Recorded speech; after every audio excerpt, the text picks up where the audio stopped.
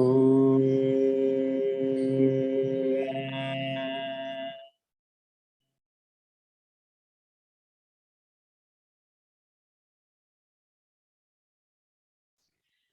సహనావవతు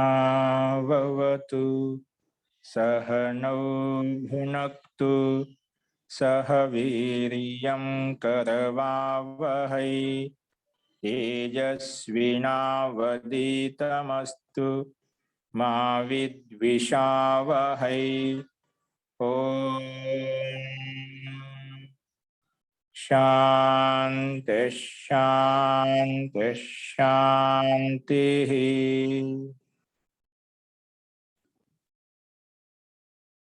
సర్వేభ్యో నమః. అందరికీ నమస్కారం అండి. మనము ద్వితీయ పాదం సాధనా పాదం చెప్పుకుంటున్నాము. ఇది ఒకసారి ఈరోజు సంక్షేపంగా మనము రివిజన్ చేద్దామండి.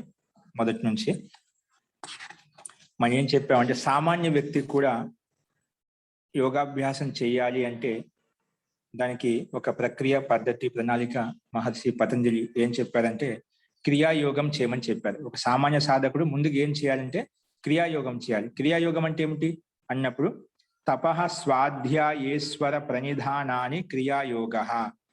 తపము అంటే తపస్సు, స్వాధ్యాయము, ఈశ్వర ప్రణిధానం, ఈ మూడు క్రియాకలాపాలు చేస్తూ ఉండటం వలన మనకు ఆ సమాధి పట్ల శ్రద్ధ కలుగుతుంది. అదే ఈ క్రియాయోగం చేయడం వల్ల ఏం కలుగుతుంది అంటే తపస్సు, స్వాధ్యాయము, ఇంకా ఈశ్వర ప్రణిధానం చేయడం వల్ల ఏం కలుగుతుందంటే సమాధి భావనార్థ క్లేశ తనూకరణార్థశ్చ. సమాధి భావన కలుగుతుందంటే ఆత్మ పరమాత్మ పట్ల శ్రద్ధ భావన కలుగుతుంది. ఇంకా గురుల పట్ల, తల్లిదండ్రుల పట్ల కూడా ఒకటే విషయం కానీ సమస్త శరీరం మీద ప్రభావం పడుతున్నాడు. కేవలం గురువుల మీద, సమాధి మీద కాదు, మన లౌకిక జీవితం మీద కూడా అది ప్రభావం పడుతుంది. మరి పెద్దల పట్ల, మన గురుల పట్ల, అమ్మానాన్నల పట్ల ఎలా ఉండాలి, ఏ విధంగా నడుచుకోవాలి, ప్రతిదీ క్రియాకలాపంలో మన యాక్టివిటీలో పూర్తి చేంజెస్ వచ్చేస్తాయి ఇలా చేయడం వల్ల. కాబట్టి సమాధి భావనార్థ క్లేశ తనూకరణార్థశ్చ. సమాధి భావన కలుగుతుంది, ఇంకా క్లేశాలను తగ్గించుకోవచ్చు. తను అని తగ్గించుకోవచ్చు, సూక్ష్మం చేసుకోవచ్చు. ఏంటి ఆ క్లేశాలని అడిగినప్పుడు దానికి సమాధానంగా మళ్ళీ అవిద్య, అస్మిత, రాగ, ద్వేష, అభినివేశాః పంచక్లేశాః. ఇవి అవిద్య, అస్మిత, రాగము, ద్వేషము, అభినివేశము, ఈ పేరుతో మొత్తం ఐదు రకాల క్లేశాలు ఉన్నాయి. ఈ క్లేశాలను మనం తగ్గించుకోవచ్చు. ఈ క్లేశాలను ఏం చేయొచ్చు, తగ్గించుకోవచ్చు అని చెప్పి ఇక్కడ చెప్పారు.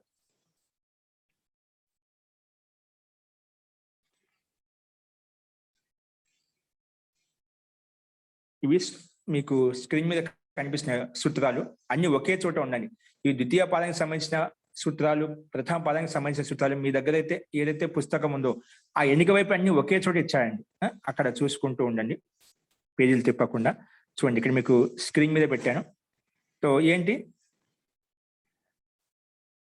అవిద్య, అస్మిత, రాగ, ద్వేష, అభినివేశాః పంచక్లేశాః. ఈ 5 క్లేశాలను మనం తగ్గించుకోవచ్చు. ఏం చేయడం వలన? క్రియాయోగం చేయడం వల్ల ఈ 5 క్లేశాలు తగ్గిపోతాయంట మనకు.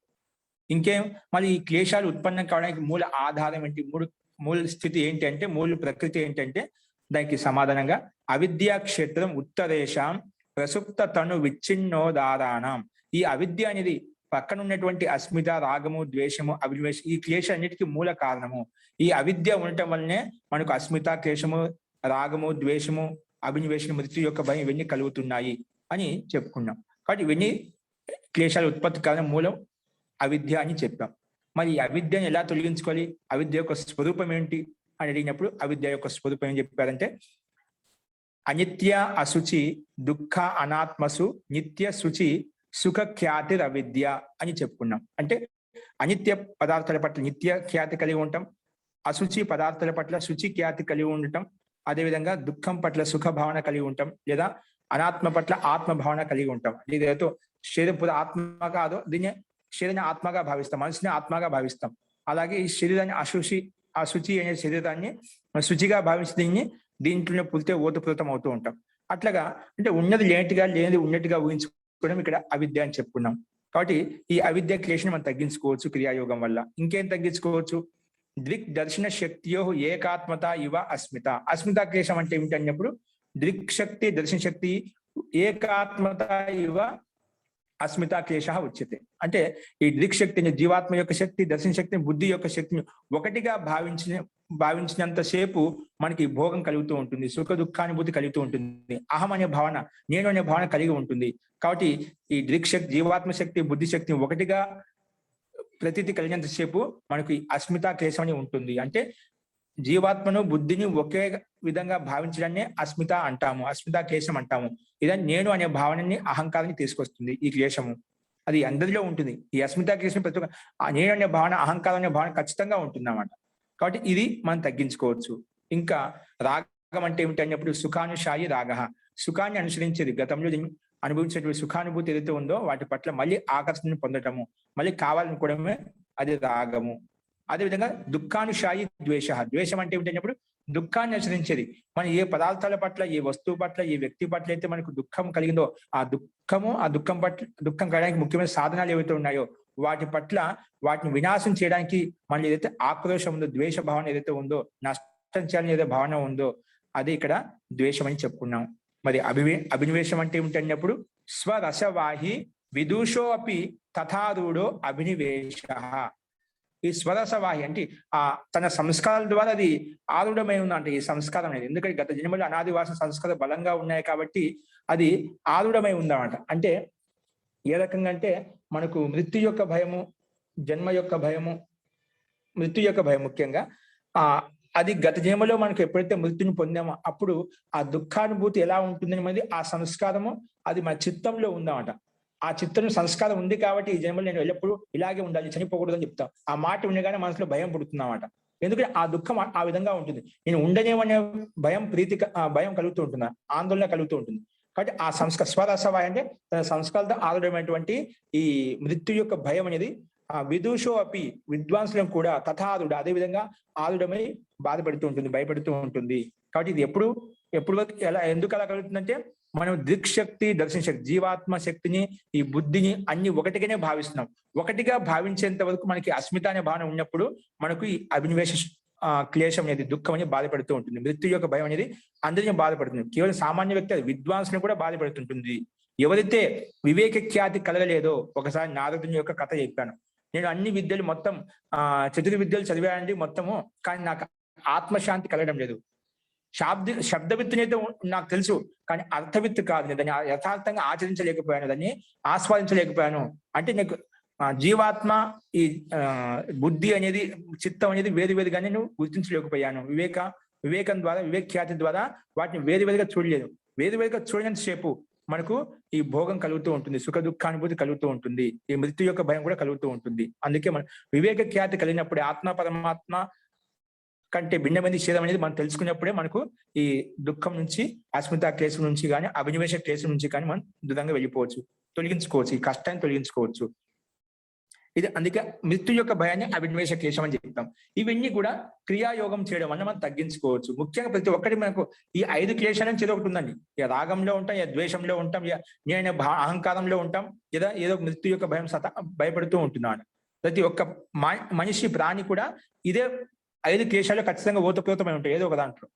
కాబట్టి వీటిని తగ్గించుకోవచ్చు. స్వాధ్యాయం చేసుకోవడం వల్ల, ఈశ్వరిని జపానుష్ఠానం చేయడం వల్ల, ఇంకా తపస్సు చేయడం వల్ల ఇవన్నీ మనం తగ్గించుకోవచ్చు అని చెప్పాను. క్రియాయోగం వల్ల దీనివల్ల ఈ లాభాలు కలుగుతాయి. సరే, అందుకే వీటిని ఏం చేయాలంటే ఈ 5 క్లేశను తే ప్రతి ప్రసవ హేయాహ సూక్ష్మాహ. ఇవి ఎంతవరకు మనం సూక్ష్మం చేసుకోవచ్చు అంటే ప్రతి ప్రసవ హేయ అంటే మళ్ళీ ఉత్పన్నం కాకుండా దగ్ధభేం చేయొచ్చు. ఏ విధంగా అయితే విత్తనాలను పెండ మీద వేయించితే ఏ విధంగా అయితే ఉత్పన్నం మొలక ఎత్తడానికి స్థితిలో ఉండవో ఆ రకంగా ఈ క్లేశాలను, అనాది వాసన, కర్మాశయం ఏదైతే ఉందో వాటిని దగ్ధభేం చేసుకోవాలి, నష్టం చేయాలి. మళ్ళీ ఆలంబనం వచ్చినప్పుడు కూడా మళ్ళీ ప్రతి ప్రసవం కాకుండా, మళ్ళీ ఉత్పత్తి కాకుండా చూసుకోవాలి అని మనం ఇక్కడ చెప్పుకున్నామంట. ఎంతో సూక్ష్మం చేసుకోవాలంటే ఆ 5 క్లేశాలను పురుషుడికి భోగము అపవర్గం సిద్ధం చేసిన తర్వాత ఆ చిత్తం అక్కడ ఉండదు. చిత్తం వెంటనే తన ప్రకృతిలో లీనమైపోతుంది. ప్రధాన ప్రకృతి ఏదైతే ఉందో దాంట్లో లీనమైపోతుంది. అంటే సత్వగుణం, రజోగుణం, తమగుణంలో లీనమైపోతుంది. ఆ చిత్తంతో పాటు ఈ పంచక్లేశాలు కూడా లీనమైపోతాయి. అందుకే ప్రతి ప్రసవ హేయాహ సూక్ష్మ. ఆ సూక్ష్మ ఏ రకంగా సూక్ష్మ? ప్రతి ప్రసవ హేయ అంటే మళ్ళీ ప్రసవం కాకుండా, ఉత్పత్తి కాకుండా ఆలంబన వచ్చినప్పుడు ఆ రకంగా సూక్ష్మం చేసుకోవాలి అని చెప్పుకున్నాం. ఇంకా ఒకవేళ బీజ రూపంలో ఉన్నాయనుకోండి, అది మనకు నష్టం కాదు. సుప్తావస్థలు పడి ఉన్నాయి, అవి లోపల అనాదివాస సంస్కార పరంగా అలాగ ఉన్నాయి, కానీ నష్టం కాలేదు. అప్పుడు వాటిని ఎలా తొలగించుకోవాలి అంటే, వాటిని ఎలా తొలగించుకోవాలి? ధ్యాన హేయాహ తద్వృత్తయ. ధ్యాన వృత్తి ద్వారా, అంటే ధ్యానం ద్వారా, యోగాభ్యాసం ద్వారా, క్రియాయోగం ద్వారా, ఇంకా మనము వివేక ఖ్యాతి ద్వారా, వివేక జ్ఞానం ద్వారా వాటిని తొలగించుకోవాలి. వివేక అంటే ప్రకృష్ట ఖ్యాతి, అంటే ఉత్కృష్టమైన ఖ్యాతి, జ్ఞానం ద్వారా, వివేకం ద్వారా వాటిని తొలగించుకోవాలి. తద్వృత్తయ ధ్యానహేయ, ధ్యానం ద్వారా తొలగించుకోవాలి అని మనం చెప్పుకున్నాం. కాబట్టి ముఖ్యంగా యోగాభ్యాసం అనేది ముఖ్యం దీనికి ఆధారము. ఈ క్లేశాలను మన సంసారంలో వచ్చే దుఃఖాలు ఏవైతే ఉన్నాయో వాటిని మనం తొలగించుకోవాలంటే ఈ ధ్యానం అనేది అత్యంత ముఖ్యమైనది. మనకు సమాధి కలుగుతుందో కలగో తర్వాత విషయం, కానీ ఇప్పుడు వర్తమాన జీవితంలో మన మీద ఏవైతే కష్టాలు సుఖాలు వస్తున్నాయో వాటిని నియంత్రించుకోవడానికి కోసం మనకి చాలా ఉపయోగపడుతుంది. ముందు మన దైనందిన జీవనం ఏదైతే ఉందో వాటి మీద ప్రభావం చూపుతుంది. వాటిలో మార్పులు వస్తాయి. వాటిలో మార్పులు వచ్చాయనుకోండి, సూక్ష్మాతి సూక్ష్మంగా మన లోపలికి కూడా యోగాభ్యాసంలోకి కూడా యోగానుష్ఠానం కూడా చేసుకోవచ్చు, ముందుకు వెళ్ళొచ్చు అనమాట. కాబట్టి ముందుగా మన శరీరం నిత్య జైనిక జీవనం ఏదైతే నడుస్తుందో వాటి మీద మనం ఏవైతే కష్టాలను వాటి తొలగించేటువంటి శక్తి సామర్థ్యం మనకు కలుగుతుంది. కాబట్టి ఈ ధ్యానం ద్వారా ఈ వృత్తులను 5 క్లేశాలను తొలగించుకోవాలి అని చెప్పి ఇక్కడ చెప్తున్నాం. సరే, తొలగించుకున్న తర్వాత ఎటువంటి స్థితి మనకు కలుగుతుంది? తొలగించాము, లేదంటే మనకు ఈ కొన్ని క్లేశ కర్మాశయం ఉంది, వీటిని తొలగించుకోవాలంటున్నాం. ఈ క్లేశ కర్మాశయాలు ఉండటం వలన, అనాది వాసన కర్మాశయం ఉండటం వల్ల ఎటువంటి ఫలితాలు వస్తాయి? అవి ఏంటో మనం చేసిన కర్మలకు ఫలితం ఈ జన్మలో ఉంటుందా, వచ్చే జన్మలో ఉంటుందా, ఎప్పుడు కలుగుతుంది అంటే దానికి సమాధానంగా క్లేశమూల కర్మాశయో దృష్ట అదృష్ట జన్మ వేదనీయ. ఈ క్లేశమూల అంటే అవిద్య, అస్మిత, రాగ, అభినివేశ క్లేశాలు ఏవైతే ఉన్నాయో ఈ క్లేశమూల ఉందనుకోండి, క్లేశమూల కర్మాశయం ఉందనుకోండి, మన కర్మలు ఉన్నాయనుకోండి, అవి దృష్ట అదృష్ట జన్మ వేదనీయ. కొన్ని ఈ జన్మలో కూడా ఫలితాన్ని ఇస్తాయి, కొన్ని వచ్చే జన్మలో ఫలితాన్ని ఇస్తాయి. కొన్ని జన్మలు, కొన్ని ఈ జన్మలు చేసే కర్మలకు వెంటనే మనకు ఫలితం వస్తూ ఉంటుందండి. దానికి వచ్చే జన్మలకు ప్రత్యేక వెయిట్ చేయాల్సిన అవసరం లేదు. కొన్ని కర్మలు ఈ శరీరంతో అనుభవించవచ్చు, అందుకే కొన్ని కర్మలకు ఈ జన్మలో ఫలితాన్ని అనుభవిస్తాం. అది సుఖం కావచ్చు, దుఃఖం కావచ్చు. మనం చేసిన కర్మలకు వెంటనే ఫలితం వెనకబడే ఉంటుంది. చాలా మంది చూస్తూ ఉంటాం, లౌకికంగా ఆ లోకంలో చూస్తుంటాం. కొందరికి ఇలాంటి కర్మలు చేశాడు, ఇలాంటి స్థితి కలిగింది, ఈ కర్మలు చేశాడు, ఇలాంటి ఉన్నత స్థితి కలిగింది లేదా అవనతి స్థితి కలిగిందని చూస్తూ ఉంటామంట. కాబట్టి మన కర్మను బట్టి అది మన ఈ జన్మలో అనుభవించేటువంటి యోగ్యమైనవి అనుకోండి, పరమాత్మ ఈ జన్మలో ఖచ్చితంగా ఇస్తాడు. అవి ఈ జన్మలు అనుభవించలేవు. చాలా కర్మలు ఎక్కువగా చేస్తావు, పుణ్యమైన పాపమైన, అది వచ్చే జన్మ కావాలి నీకు అనుకున్నప్పుడే అది వచ్చే జన్మలోకి వెళ్తుంది. కాబట్టి దృష్ట అదృష్ట జన్మ వేదిన్య, ఈ జన్మలో ఫలితాన్ని ఇస్తాయి లేదా వచ్చే జన్మ కూడా ఇస్తాయి. క్లేశముల కర్మాశ అంటే ఈ కర్మాశ ఉన్నంతసేపు ఈ జన్మ అనేది కలుగుతూ ఉంటుంది. అది ఈ జన్మ కావచ్చు, వచ్చే జన్మ కావచ్చు, రొటీన్ చక్కగా నడుస్తూ ఉంటుంది అని చెప్పారు. అంటే ఎటువంటి జన్మ కలుగుతుంది? ఇప్పుడు ఈ జన్మలో కలిత ఎటువంటి ఫలితాన్ని అనుభవిస్తాం, ఎటువంటి జన్మ కలుగుతుంది అంటే దానికి సమానంగా ఈ క్లేశమూల కర్మాశ ఉందంటే సతిమూలే తద్ విపాకో జాతి ఆయు భోగాహ. ఈ క్లేశమూలం ఉందనుకోండి, కర్మాశయం ఉందనుకోండి, జాతి ఆయు భోగం వస్తుంది. జాతి అంటే మనిషి జాతి ఇవ్వాలన్నా, పశు జాతి ఇవ్వాలన్నా, వృక్ష జాతి ఇవ్వాలన్నా, అదేవిధంగా భోగం, ఏ ప్రాణికి ఎంత ఐశ్వర్యం ఇవ్వాలి, ఎంత ధన సంపత్తి ఇవ్వాలి అనేది కూడా వచ్చే జన్మలో మనకు నిర్ధారం అవుతుంది. ఆ వచ్చే జన్మ నిర్ధారణ చేయాలంటే ఈ జన్మలో మనం చేసిన కర్మలను బట్టి వచ్చే జన్మ నిర్ధారణ అవుతుంది.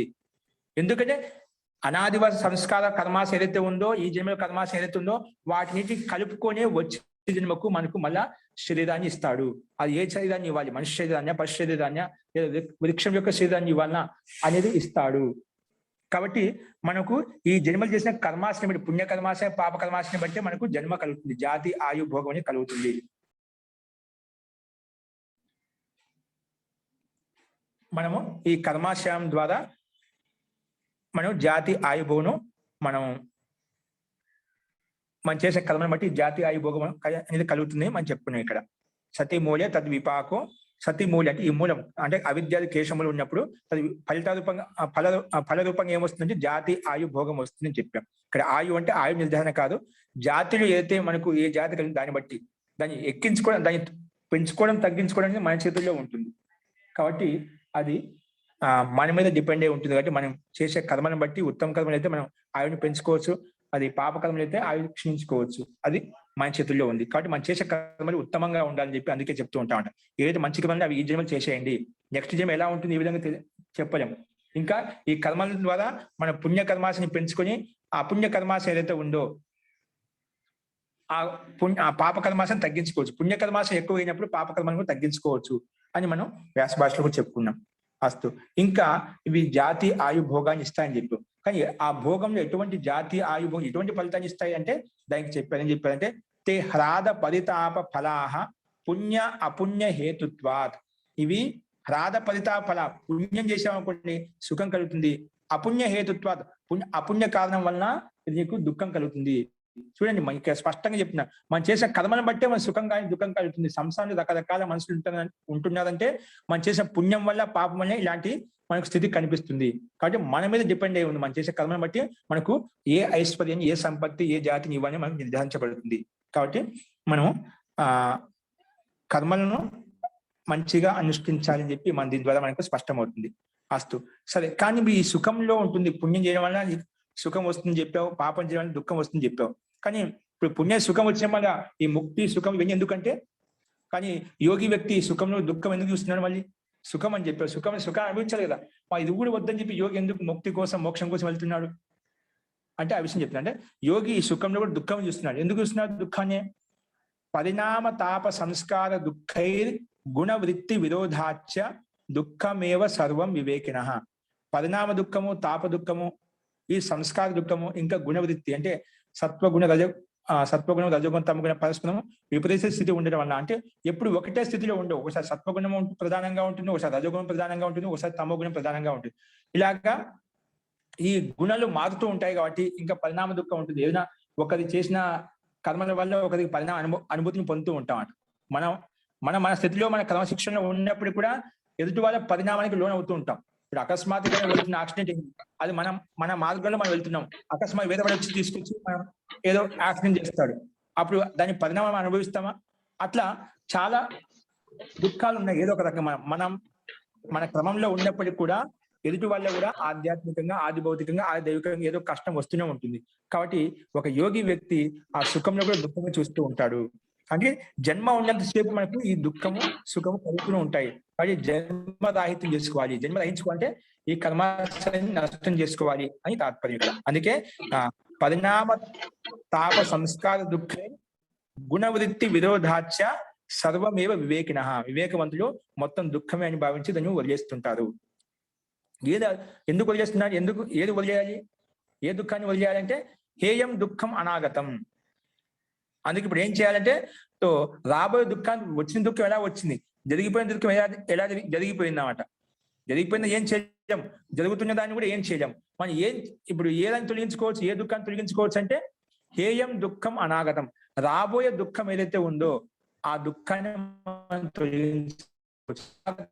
హేయం, అది మనం త్యాగం చేసుకోబడినది. త్యాగం చేయాల్సిన కర్మలు ఏవైతే ఉన్నాయో అవి త్యాగం చేసి మనం రాబోయే దుఃఖాన్ని అరికట్టవచ్చు, నిరోధించుకోవచ్చు. కాబట్టి హేయం దుఃఖం అనాగతం, రాబోయే దుఃఖాన్ని మనం తొలగించుకోవాలి.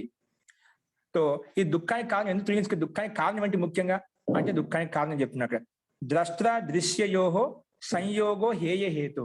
ద్రష్ట జీవాత్మ, దృశ్యం అంటే ఈ ప్రకృతి, అంటే బుద్ధి, ఈ శరీరం ఏదైతే ఉందో వీటి యొక్క సంయోగమే కారణము ఈ దుఃఖానికి. అంటే సంయోగం హేయ హేతు అంటే వదిలిపెట్టి త్యాగం చేయాలంటున్నారు. ఎందుకు త్యాగం చేయాలంటే ఈ సంయోగం ఉందంటే, ఎవరికి సంయోగం? జీవాత్మకు ఈ ప్రకృతి శరీరంతో, బుద్ధితో సంబంధం ఉందని, సంయోగం ఉందనుకోండి, ఖచ్చితంగా దుఃఖం వస్తుంది. అందుకే ఈ సంయోగాన్ని తొలగించుకోవాలి. సంయోగం కారణము దుఃఖాన్ని ఎందుకు దుఃఖాన్ని తొలగించుకోవాలంటే సంయోగం ఉంది కాబట్టి దుఃఖం వస్తుంది. కాబట్టి ఆ సంయోగం తొలగించుకోవాలి. సంయోగం కారణము. అందుకే ద్రష్ట దృశ్యో సంయోగో హేయ హేతు. ఈ సంయోగమే ఈ దుఃఖాన్ని తొలగించే ముఖ్యమైన కారణం. అంటే దుఃఖం ఎందుకు వస్తుంది? సంయోగం వల్ల వస్తుంది. ఇక్కడ ద్రష్ట దృశ్యం అని చెప్పి, అక్కడ దృశ్యం అంటే ఏమిటి, ప్రకృతి అంటే ఈ శరీరం ఎలా ఉత్పన్నమైంది, ఏ రకంగా ఉత్పన్నమైంది అంటే దానికి సమాధానం చెప్తున్నాయి ఇక్కడ. ప్రకాశ క్రియా స్థితిశీలం భూతేంద్రియాత్మకం భోగాపవర్గాత్మం దృశ్యం. ఈ భోగము అపవర్గం కోసమే దృశ్య జగత్తు, ఈ బ్రహ్మాండం, ఈ శరీరం ఏదైతే కనిపిస్తుందో ఇదంతా భోగము అపవర్గం చేయడం కోసమే. భోగము అపవర్గం అంటే ఆత్మలకు భోగాన్ని అపవర్గాన్ని చేయడం కోసమే ఈ సృష్టి, ఈ దృశ్య జగత్ అంతా కనిపిస్తుంది. అందుకే భోగాపవర్గాత్మం దృశ్యం. భోగాలను అనుభవించడం కోసము, అవి సుఖభోగం కావచ్చు, దుఃఖభోగం కావచ్చు. ఇంకా భోగం అంటే నిత్య ఆనందం ఏదైతే ఉందో అది కూడా భోగమే. నిత్య పరమానందంలో స్థితిలో ఉండి పరమాత్మతో యుక్తమైపోయి నిత్యానంద భోగాన్ని భోగుతూ ఉంటామట. అందుకే జీవాత్మను భోగము అపవర్గం చేర్చడం కోసమే ఈ జన్మ కలిగింది. అందుకే ఈ దృశ్య జగత్తుని ఎందుకోసం అంటే, ఈ ప్రకాశ క్రియా స్థితిలో అంటే ఈ మొత్తం సత్వగుణము, రజోగుణం, తమో గుణంతో యుక్తమైనటువంటి ఈ బ్రహ్మాండము, శరీరం అంతా కూడా ఈ మూడు గుణాలతోనే, అంటే ప్రకృతి సత్వగుణము, రజోగుణము, తమోగుణం యొక్క సామ్యావస్థ మూడు కలిసి ఉంటే దాన్ని ప్రకృతి అంటాం. ఈ మూడు ప్రకృతి వలన, ఈ ప్రకృతి వలన, ఈ గుణాల వల్లనే ఈ భూతాలు, పంచభూతాలు, ఈ శరీరం అంతా ఏర్పడమాట. చెప్పిన ప్రకృతి మహాన్ మహతో అహంకార, అహంకార తన్మాత్రభ్య పంచభూతాన్ని, అంటే ఈ బ్రహ్మాండం తర్వాత ఈ సృష్టి ఏర్పడింది, ఈ శరీరం ఏర్పడింది అని వీటన్నిటికి కారణము ఈ శరీరము, ఈ బ్రహ్మాండం. ఈ బ్రహ్మాండం ఉన్నంతసేపు, సంయోగం ఉన్నంతసేపు ఈ మనకు ఈ దుఃఖం అనేది ఉంటుంది. కాబట్టి ఈ సంయోగాన్ని తొలగించుకోవాలి.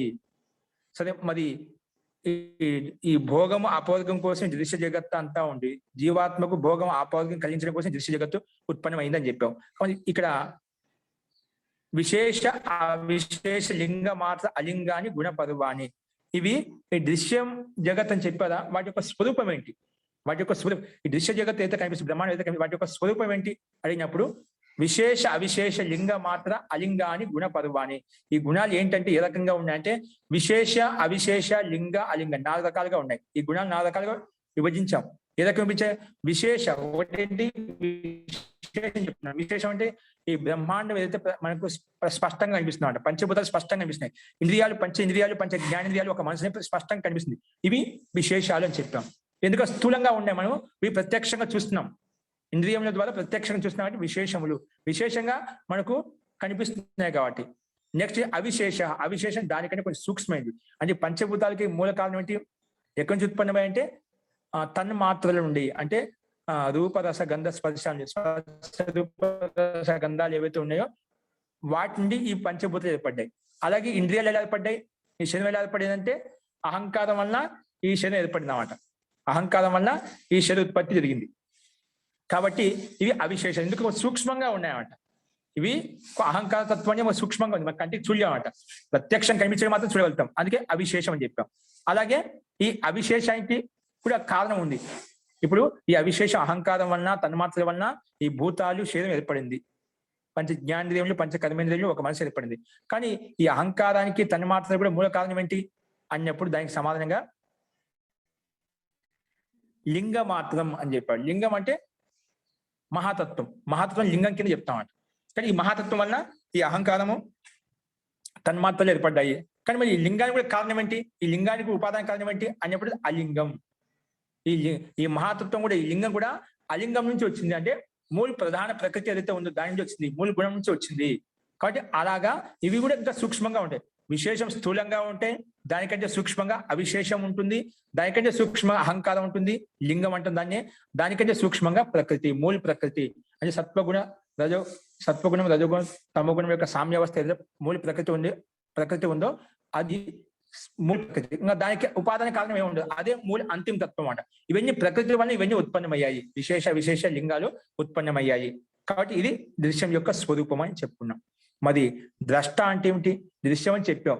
ఈ సత్వగుణం, రజోగుణం, తమగుణాలతోటి ఇవన్నీ ఉత్పన్నమవుతాయి. పంచ జ్ఞానేంద్రియములు, పంచ కర్మేంద్రియములు, ఈ పంచభూతాలు, తన్మాత్రలు ఇవన్నీ ఉత్పన్నమవుతాయని చెప్పాం. అంటే మొత్తానికి బ్రహ్మాండం ఈ శరీరం ఏర్పడుతుంది. కానీ ద్రష్ట అంటే, ద్రష్ట యొక్క స్వరూపం ఏంటి అంటే దానికి సమాధానం చెప్పాం. ద్రష్ట దృశ్య మాత్రం, ద్రష్ట అంటే జ్ఞాన స్వరూపమైనటువంటి, జీవాత్మ ఎలా ఉంది, జ్ఞాన స్వరూపమైనటువంటిది. అందుకే ద్రష్ట దృశ్య మాత్రం, చూసేటువంటి జ్ఞానంతో చూస్తూ ఉంటుంది అన్నమాట. అది శుద్ధోపి ప్రత్యానుపశ, అది జ్ఞానంతో యుక్తమైనప్పటికీ, శుద్ధమైనప్పటికీ కూడా, నిర్మలమైనప్పటికీ కూడా, శుద్ధమైన రకంగా ప్రకృతితో ఎటువంటి సంబంధం లేదు, స్వతంత్ర సత్తా అస్తిత్వం కలిగి ఉందంట. అందుకే శుద్ధో అపి ప్రత్యానుపశ. కానీ చిత్తం ద్వారా, ప్రకృతి ద్వారా ఉత్పన్నమైన చిత్తం ఏదైతే ఉందో, బుద్ధి ఏదైతే ఉందో, ఆ బుద్ధి ద్వారా ఏదైతే చూపిస్తుందో వాటిని చూస్తూ ఉంటుంది కాబట్టి ప్రత్యానుపశ. అందుకే ద్రష్ట దృష్టి మాత్ర అంటే జ్ఞాన స్వరూపమైనటువంటిది, అది శుద్ధమైనప్పుడు కూడా ప్రత్యానుపశ, అంటే చిత్తం ద్వారా చూపించే వృత్తుల్ని చూస్తూ ఉంటుంది. అది అంటే చిత్తం అనేది అత్యంత సాధనంగా ఉంటుంది, జీవాత్మ దగ్గరగా ఉంటుంది. జీవాత్మ ఏ రకంగా ఆత్మ ప్రేరేపిస్తున్నా ఆ రకంగా మొత్తం చూపిస్తూ ఉంటుంది. కాబట్టి ఇది స్వతంత్రంగా ఉన్నప్పటికీ కూడా ప్రత్యేక బుద్ధిని అనుసరిస్తూ ఉంటుంది. కాబట్టి ఇది జీవాత్మ యొక్క స్వరూపము. కానీ జీవాత్మ అపరిణామిని, కానీ ఈ ప్రకృతి పరిణామిని, ఇది పరివర్తన చెందుతూ ఉంటుంది ఈ ప్రకృతి అనేది. కానీ ఈ జీవాత్మ అనేది ఎల్లప్పటికీ అపరిణామిని, ఒకే విధంగా ఉంటుంది. కాకపోతే మనలో కర్మలు ఏవైతే చేస్తున్నాయో, కర్మవాసన ఏదైతే ఉందో దాన్ని బట్టి మనకు సుఖంగా దుఃఖానుభూతి కానీ ఈ జీవాత్మ పొందుతూ ఉంటుంది. కానీ ఈ బుద్ధి తత్వం అనేది జడ వస్తువు కడి స్వతంత్రంగా ఏ కర్మలు చేయరు. చిత్తము చిత్తానికి ఆత్మకు అది దగ్గరగా ఉంది చెప్పాం. ఆత్మ ఏ విధంగా ప్రేరేపిస్తే ఆ విధంగా చిత్తం అంటే బుద్ధి పనిచేస్తూ ఉంటుంది, అవే చూపిస్తూ ఉంటుంది. దాని ద్వారా నీలో ఉండే సంస్కారాల వల్ల, అనాది వాసన సంస్కారం వల్ల సుఖ దుఃఖానుభూతిని పొందుతూ ఉంటాము. కాబట్టి ఈ ద్రష్ట అంటే జ్ఞాన స్వరూపమైన జీవాత్మ శుద్ధమైనప్పటికీ కూడా ఈ చిత్తం ద్వారా చూపేటువంటి విషయాన్ని చూస్తూ ఉంటుంది అని చెప్పుకున్నాం. ఇది దృశ్యం, ద్రష్ట యొక్క స్వరూపం. ఇంకా తదర్థ ఏవ దృశ్యాత్మ, ఈ జీవాత్మ జీవాత్మ కోసం, తదర్థ ఏవ జీవాత్మ కోసమే దృశ్యాత్మ, దృశ్యం యొక్క స్వరూపం, ఈ బ్రహ్మాండం యొక్క స్వరూపము, ఈ శరీరం యొక్క స్వరూపం అయితే కనిపిస్తుందో ఎందుకోసం అంట? తదర్థ ఏవ అంటే జీవాత్మ కోసమే, జీవాత్మ కళ్యాణం కోసమే. అందుకే చాలా మంది అంటుంటారు, ఈ సుఖ దుఃఖాన్ని ఇవ్వడం ఎందుకండి, ఈ కష్టాలు బాధపడటం ఎందుకు, ఈ సృష్టి లేకుండా పోతే పోతుంది కదా. కానీ ఈ సృష్టి పరమాత్మ శక్తివంతుడు, జ్ఞానవంతుడు, అనంత బల పరాక్రమం కలిగినటువంటి వాడు కాబట్టి ఆయన అలాగే ఉండడమాట. పురుషులు జీవాత్మలు నిత్య ఆనంద స్థితులు లేవు అంట. వాటి కళ్యాణం చేకూర్చడం కోసమే ఈ దృశ్య జగత్తు అంతా నిర్మించాడు. ఆయన దగ్గర శక్తి ఉంటది, ఒక శక్తి సామర్థ్యం విద్య ఉంటే 10 మంది పంచిపెడతాం. ఇప్పుడు ఈ జీవాత్మలు ఏవైతే ఉన్నాయో అవి నిత్య ఆనంద స్వరూపం లేవు, నిత్య ఆనంద స్వరూపం లేవు. అందుకే ఆత్మ కోసం లలాయితంగా ఉన్నాయంట, ఆకాంక్షతో ఉన్నాయి. కాబట్టి వాటి జీవాత్మ కళ్యాణం కోసమే ఈ దృశ్య జగత్ అంటే ఏదైతే ఉందో వాటి యొక్క ముక్తి సుఖం కలిగించడం కోసమే ఈ దృశ్య జగత్తు అంతా స్వరూపం అంతా ఉత్పన్నం చేశాడు పరమాత్మ. కాబట్టి తదర్థ ఏవ దృశ్య ఆత్మ, ఆత్మ అంటే ఇక్కడ ఆ స్వరూపం అని అర్థం. అంటే ఈ దృశ్య జగత్తు బ్రహ్మాండం శరీరం అంతా ఇది జీవాత్మ కోసమే, భోగము అపోగం కలిగించడం కోసమే ఈ సృష్టి ఉత్పత్తి, ఈ శరీర ఉత్పత్తి జరిగింది అని చెప్పుకున్నాం. చెప్పిన తర్వాత మళ్ళా సరే, ఎవరైతే ఈ ముక్తిని పొందారో, ఈ విధంగా ఈ బ్రహ్మాండాన్ని శరీరాన్ని ఉపయోగించుకొని ఈ శరీరంలోకి వచ్చిన తర్వాత అవిద్యను తొలగించుకుని విద్య ద్వారా ముక్తిని పొందారు. ముక్తిని పొందిన వాళ్ళకు ఎవరైతే పొందారో వారి పట్ల అయితే ఈ ప్రకృతి మళ్ళీ ఉండదు, ఈ సంయోగం మళ్ళీ ఉండదు. కానీ అది ఉండాలంటే నష్టమైంది కాదు, అది ఉంటుంది. కానీ వేరే జీవాత్మ ఎవరైతే వారి కోసం ఉంటుంది, అది విషయం చెప్పాడు. కృతార్థం ప్రతి, ఇప్పుడు జీవాత్మ కోసం ఇదంతా చెప్పావు. జీవాత్మ ముక్తిని పొందిన అట్లే ఉంటుంది సృష్టి. జీవాత్మ కోసమే ఈ దృశ్య జగత్ అంతా చెప్పావు. జీవాత్మ ముక్తిని పొందింది అంటే ఒక జీవాత్మ ముక్తి పొందితే మొత్తం దృశ్య జగత్ అంతా బ్రహ్మాండంతా నష్టం అయిపోతుందా? కాదు. ఎందుకు కాదు? కృతార్థం ప్రతి నష్టం. ఎవరైతే జీవన్ముక్తి స్థితిలోకి వెళ్ళిపోయారో, ముక్తిని పొందారో, ఆత్మ సాక్షాత్కారం పొందారో వారి కృతార్థం ప్రతి అంటే చిత్తు అనేది ఎవరికైతే భోగము అపవర్గం భోగాన్ని అపవర్గాన్ని అందించిన తర్వాత ఆ చిత్తము, ఆ జీవాత్మలో ఉండే చిత్తం ప్రకృతిలో విలీనం అయిపోతుంది. అందుకే కృతార్థం ప్రతి నష్టం. ఎవరైతే ఈ కృతార్థం అంటే ఎవరైతే భోగము అపవర్గాన్ని దాన్ని సాధించుకోగలిగితే ముక్తిని పొందగలిగారో వారి పట్ల ఈ దృశ్య జగత్తు మళ్ళీ కనిపించేది. చిత్తము బుద్ధి అనేది సంయోగం అనేది, శరీరం యొక్క సంయోగం అనేది మళ్ళీ జీవాత్మలో సంయోగం ఉండదు. ఎందుకంటే ముక్తిని పొందేదన్నమాట. వారి పట్ల దృశ్య జగత్తు కనిపించదు. ఎందుకంటే శరీరరహితంగా ముక్త అవస్థలో పరమాత్మ సాన్నిధ్యంలో ఉంటుందన్నమాట. అందుకే కృతార్థం ప్రతి నష్టం. ఆ జీవాత్మ ముక్తాత్మ వారి పట్ల నష్టం ఉంటుంది. కానీ నష్టం అయిపోయి అనష్టం ఎవరికి? తద్ అన్య సాధారణత్వాది, వేరే జీవాత్మ ఎవరైతే ఇంకా ముక్తిని పొందేదో వారి కోసం సాధారణంగా ఇది దృశ్య జగత్తంతా కనిపిస్తూ ఉంటుంది.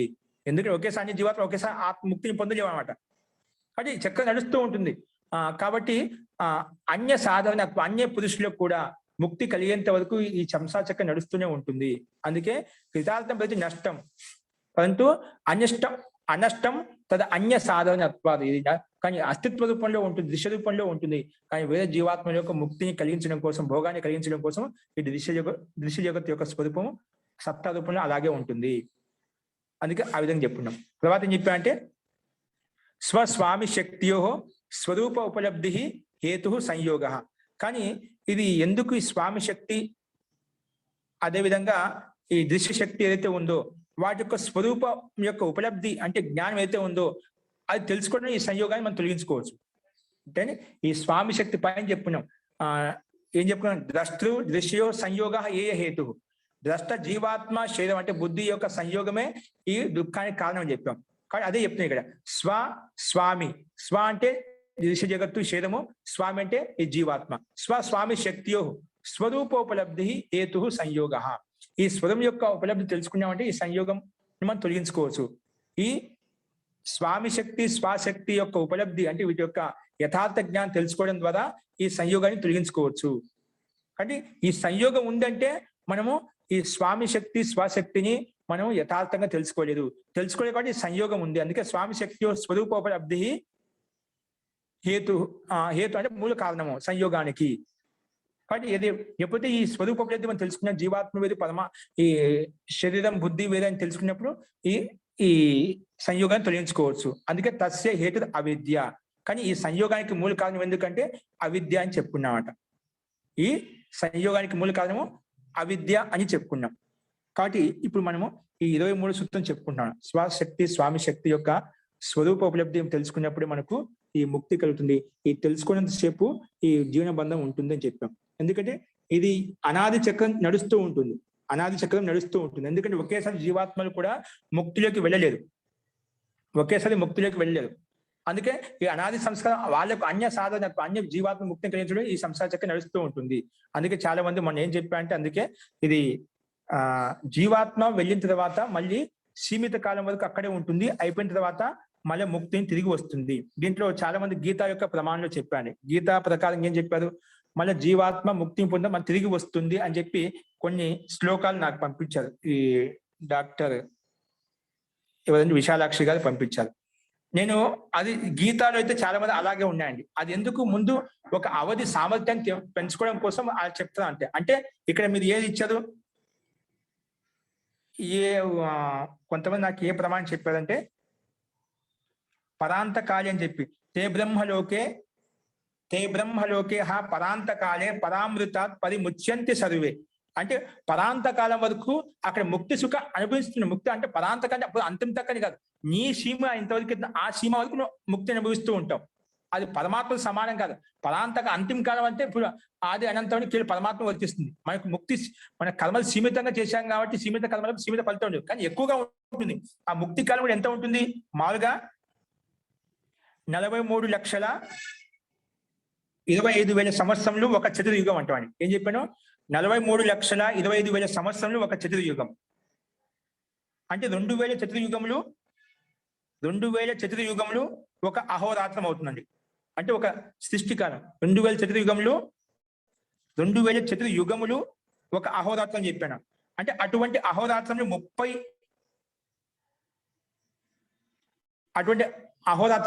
31 అంట. అంటే సృష్టి పట్ల 30 అట్లా అటువంటి అహోరాత్రం 30 యొక్క మాసం అంటే 30 సంవత్సరములు. అంటే ఈ 30 సంవత్సరముల వరకు అలాగే ముక్తిలో ఉంటుంది అన్నమాట. ఇది చాలా కావండి. ఇప్పుడు ఏం చెప్పాలి, ఈ 2,000 చతుర్యుగములు అని చెప్పాను అనమాట. 2,000 చతుర్యుగములు ఒక సృష్టి అంటే ఈ సృష్టి కాలం. అదే 2,000 చతుర్యుగములు మన ఇక్కడ ప్రళయకాలం కూడా ఉంటుందంట. అటువంటి 30,000 సంవత్సరముల వరకు జీవాత్మ ముక్తిలో ఉంటుంది. అంటే దీర్ఘకాలం, అంతకాలం వరకు పరాంతకాలం వరకు అక్కడే ఉంటుందన్నమాట. అది చాలా చిన్న విషయం కాదు. ఈ సృష్టి పని ఇప్పుడు ఇంతవరకు సృష్టి ఎన్నో వేల జన్మలు తీసుకున్నాం మనం, ఇంకా అయిపోలేదు. ఇప్పుడు ఎలా నడుస్తుంది ఈ సృష్టి యుగం, ఎక్కడ నడుస్తుంది? ఇప్పుడు మనకి ఏ విధంగా దివసము రాత్రి ఎలా ఉందో, ఇప్పుడు దివసంలో 12 అయినప్పుడు ఏ స్థితి ఉంటుంది, 12 1 గంట అయినప్పుడు పూర్తిగా ఇంకా దినం వస్తుండే. అంటే 1 గంట వరకు మనకు 12 గంటల వరకు మనకు అది ఉదయం ప్రకాశం వస్తూనే ఉంటుంది అన్నమాట. అంటే ఈ సృష్టి కాలం మనకు ఒక రకంగా చెప్పాలంటే మధ్యాహ్నంలో ఉన్నాం. ఇంకా మధ్యాహ్నం పూర్తి 1 గంటకి మధ్యలో రాలేదు మనకు. అంటే సగం కాలమే అయిపోయింది, ఇంకా సగం కాలం ఇప్పుడు ఉంది. అటువంటివి 2,000 సంవత్సరాలు మనము ఈ చతుర్యుగం అయితే నడుస్తుంటుందో, అహోరాత్రం నడుస్తుంది, అట్లాగే ప్రళయకాలం నడుస్తుంటుందో అటువంటి 30,000 సంవత్సరాల వరకు జీవాత్మ ముక్తి కాలంలో అక్కడ ఉంటున్నాడు. ఇటువంటి సృష్టి ప్రళయకాల స్థితి అయితే 30,000 సంవత్సరాల వరకు ముక్తి కాలంలో ఉంటుంది. దానికి ప్రమాణంగా ఏం చెప్పారంటే వేద భాష్యంలో ఋగ్వేదంలో ఒక మంత్రం ఉందండి. ఏముంది? అగ్నేరు వయం అది చెప్తున్నా అండి. అగ్నేరు వయం ప్రథమాస్యామృతానాం మనామహే చారు దేవస్య నామ సనో మహ్య అదితయే పునర్దాత్ పితరం చ దృశేయం మాతరం చ. ఇక్కడ అదితయే పునర్దాత్ పితరం చ దృశేయం మాతరం చ అని చెప్పి, అంటే మళ్ళీ మాతాపిత యొక్క సంయోగంలోకి వస్తాం, మళ్ళీ మాతాపిత వాళ్ళు కలుగుతారు, అక్కడే ఉండదన్నమాట. ఆ ముక్తి కాలం అయిపోయిన తర్వాత తల్లిదండ్రుల దర్శనం మళ్ళీ కలుగుతుందన్నమాట. తల్లిదండ్రుల యొక్క దర్శనం మళ్ళీ కలుగుతుంది. అంటే అక్కడే ఉంది. ఋగ్వేదం యొక్క మంత్రం ఇచ్చాడు ఇక్కడ. అదే ఇంకో మంత్రం ఇచ్చాడు. కస్యమానం కథమస్యామృతానం మనామహే చారు దేవస్య నామ కోనో మహ్య అదితయే పునర్దాత్ పితరం చ దృశేయం మాతరం చ. ఇక్కడ మళ్ళీ ఇక్కడ ఇచ్చాడు. పితరంచ పునర్దాత్, మళ్ళీ పునః మళ్ళీ మళ్ళీ ఇస్తామంట. ఎవరు? తల్లిదండ్రులు. పితర అంటే ఇద్దరు వస్తారు తల్లిదండ్రులు. పితరంచ దృశ్యేయం, మళ్ళీ తల్లిదండ్రులు చూస్తావు. పితరంచ దృశ్యేయం మాతరంచ, ఇంకా తల్లిని కూడా చూస్తావు. అంటే మళ్ళీ జన్మ కలుగుతుంది.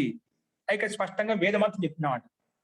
ఎందుకు మనం ఇవన్నీ వచ్చినా కూడా వేదాల నుంచి వచ్చాయన్నమాట. మనకి వేదం ప్రమాణం దానికంటే కూడా. అవి కొన్ని సంక్షేపాలు. అది కేవలం ఒక సీమను అర్థం చేసుకోవడం కోసం అలా చెప్తామట. అంతవరకు ఉంటుందని చెప్పి. పదాంతకంటే పూర్తి అంతవరకు అని కాదు. అది మన జీవాత్మ యొక్క శక్తి సామర్థ్యం పెంచడం ఆ రకంగా దాన్ని అన్వయం చేస్తాం. అంతే ప్రవృత్తి కలిగించడం కోసం. అంతేకాని మనకి ఇక్కడ వేద ప్రమాణం స్పష్టంగా ఉంది కానీ అక్కడ ఆ అర్థం తీసుకోకూడదు. చాలా మంది నాచ పునరావర్తితే ఇతని చెప్పి అనావృత్తి శబ్దం అని చెప్పి అక్కడ తీసుకుంటా. దానికి తాత్పర్యం అది కాదు. ఇక్కడ ఈ దుఃఖాలను తొలగించుకున్న తర్వాత మళ్ళీ ఆ ముక్తిలో మళ్ళీ సంసార బంధువులకి రాదు. ఈ శరీర రహితంగా ఉండి ముక్తి సుఖాన్ని పదాంతగా పొందుతూ ఉంటుంది అని తాత్పర్యం అక్కడ. కాబట్టి ఇది మనము వేద మంత్రాన్ని ప్రమాణంగా తీసుకొని మనం దాన్ని గమనించాలి. ఇప్పుడు మీకు పెడుతున్నా చూసుకోండి. అది ఎక్కడుంది మీకు చూసుకోవచ్చు. ఋగ్వేదంలో మంత్రం ఎక్కడ అనేది దాని భాష లేకుండా మీరు చూసుకోవచ్చు.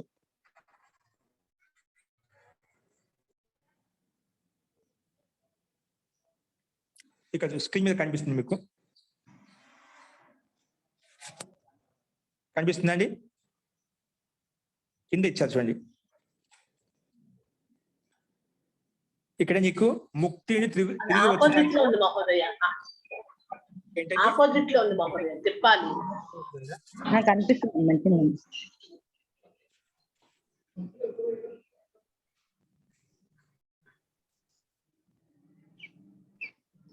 ఇది కొంచెం తిరిగి పడిందండి.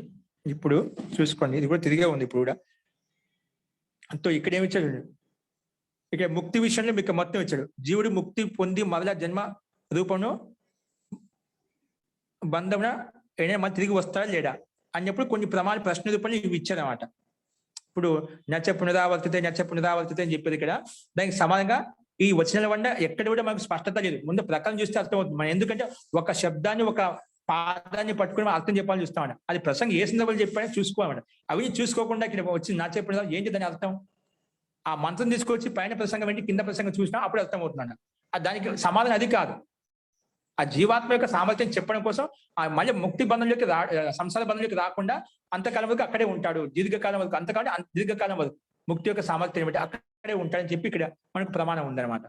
అలాగే ఇంకోటి కూడా ఇక్కడ ఇచ్చారు అదే విషయాన్ని. మీకు అది రెండు గ్రూపులు పెట్టాను, అవి చూసుకోవచ్చు మీరు. తర్వాత చూసుకోండి.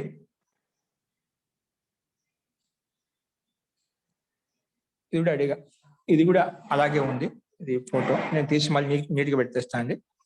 ఇక్కడ అగ్నేర్వయం ప్రథమస్యామృతాన మనామహే చారు దేవ, ఇది మొత్తం ఆ ముక్తి యొక్క ప్రసంగం అంతా మీకు అక్కడ ఇచ్చాయండి.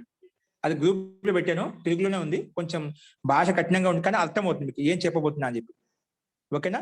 అందుకే ఇక్కడ మళ్ళీ బంధమోక్షములు అనేటివి ఇవన్నీ అత్యంత ఉచ్ఛేదం కాదన్నమాట.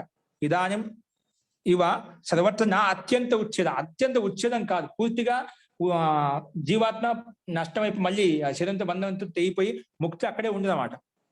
మనం ఎందుకంటే ఈ సంసార అనాది అంటున్నామంటే ఇప్పుడు అనాది సంయోగం చక్రం నడుస్తూ ఉంటుంది. అనాది అన్నప్పుడు ఇవి చక్రాలు తిరుగుతూ ఉంటాయి అన్నమాట. మళ్ళీ రావడం మళ్ళీ పోవడం మళ్ళీ చక్రం తిరుగుతూ ఉంటుంది అన్నమాట. ఒకేసారి వెళ్ళదు. ఎందుకంటే జీవాత్మ అల్పజ్యత కలిగింది కాబట్టి ఖచ్చితంగా సీమితమైన కర్మలు చేస్తుంది. సీమితమైన కర్మలు చేసినప్పుడు సీమితమైన ఫలితం ఉంటుంది. కానీ ఇక్కడ సీమిత కర్మ అంటే ముక్తి సుఖం కోసం చేసింది. అది మన దృష్టిలో అది చాలా సామాన్య వ్యక్తి దృష్టిలో అది చాలా ఎక్కువ కర్మ అనమాట. ఆ కర్మ తగ్గట్టుగా నీకు ఆ ఫలితం కూడా అందుకే ఎక్కువ ఇచ్చానమాట. దీర్ఘకాలం వరకు అంతవరకు నువ్వు 32 సంవత్సరాల వరకు 30 సంవత్సరాల వరకు అక్కడే నువ్వు ముక్తికాన్ని పొందుతూ ఉంటావు అని ఇక్కడ చెప్పాం మనకు. కాబట్టి దాదాపుగా కొంతమంది మహర్షులు, విద్వాంసులు, పండితులు ఎవరైతే ఉన్నారో ప్రామాణికంగా మనకు వాళ్ళు స్పష్టంగా చెప్పారు కాబట్టి మనకు వేద మంత్రం ప్రమాణంగా ఉంది కాబట్టి ఇక్కడ మళ్ళీ తల్లిదండ్రుల యొక్క దర్శనం మళ్ళీ కలుగుతుంది, మళ్ళీ తిరిగి వస్తా అని చెప్పి స్పష్టంగా ఉంది. కానీ వీటి ఏవైతే మనకు ఇవి మన ఉదాహరణంగా తీసుకుంటామో అవి మనకు దర్శనాలు కూడా సాంఖ్య దర్శనం చెప్తాను మీకు. ఈ దర్శనాలు కూడా మనకు ప్రమాణంగా ఉన్నాయి. ఈ వేదాలు ముఖ్యంగా ఉపనిషత్తులు అక్కడ ప్రసంగం చూసినప్పుడు మీకే అర్థమవుతుంది. తాత్పర్యం అది కాదు. కోసం కాబట్టి మీరు ఏవైతే ప్రమాణాలు చెప్పినారు ఇదే ఎక్కువ ప్రమాణం. నచ్చ పునరావర్తితే అని చెప్పి ఒకటి, ఇది తే బ్రహ్మలోకే పరాంతకాలే పరామృతాత్ పరిముచ్యంతి సర్వే అని చెప్పి ఇది ముండకోపనిషత్తుగా వచనం చెప్తూ ఉంటారు. దీని యొక్క తాత్పర్యం ఇది కాదు. కాబట్టి పదాంతకాలం అంటే అక్కడ అంతకాలం అంటే జీవాత్మ ఎంతవరకు కర్మలు చేసి అంతవరకు తీసుకోవాలి. అంతేగాని పూర్తిగా మహాకల్పాంతరం వరకు మళ్ళీ ముక్తి సుఖిని వదిలి మళ్ళీ సంసారానికి రావాల్సిందే. అది మహాకల్పాల వరకు. ఇది ఒక కల్ప అటువంటి 30 సంవత్సరాలు కల్పాలన్నమాట. 30 ఇప్పుడు 2000 సంవత్సరాలు ఒక చతుర్యుగం కింద చెప్పుకున్నామాట. అటువంటి చతుర్యుగాలు 30,000 సంవత్సరాలకు అక్కడే పదాంతకాలం అంటే ఈ సృష్టి కదా, ఈ కల్పం అయిపోయినా ఇంకో కల్పం ఉంటుంది. అటువంటి కల్పాలు కల్పాంతరం వరకు అక్కడే ఉంటుంది జీవాత్మ. ముక్తిలో ఆ నిత్యానందం పొందుతూ ఉంటుంది. ఈ కల్ప అనంతరం తర్వాత అయిపోయిన తర్వాత, అవధి అయిపోయిన తర్వాత మళ్ళీ తిరిగి వచ్చేస్తుంది. కాబట్టి మనకి ఈ వేద మంత్రం ప్రమాణంగా ఉంది కాబట్టి దీన్ని అర్థం చేసుకుని చెప్పుకున్నాము. ఇవన్నీ నేను మనం దీంట్లో అంతా దీర్ఘంగా సూక్ష్మంగా ఆలోచించాల్సిన అవసరం లేదు. మనం సంపూర్ణంగా సంపూర్ణ జ్ఞానం వచ్చినప్పుడు మనకే స్పష్టం అవుతుంది అన్నమాట. ఈ విషయాల్లో అంత సూక్ష్మంగా గహనంగా ఆలోచించాల్సిన అవసరం లేదు. అస్తు, ఇప్పుడు ఒకసారి మీరు చదువుకోండి. ఇంకేమైనా సందేహం ఉంటే నేను చెప్తాను అండి. అస్తు, ఇప్పుడు ఎవరికైనా సందేహం ఉంది ఇప్పుడు చెప్పిన దాంట్లో? ఇప్పుడు చెప్పిన దాంట్లో ఎవరికైనా సందేహం ఉంటే అడగండి.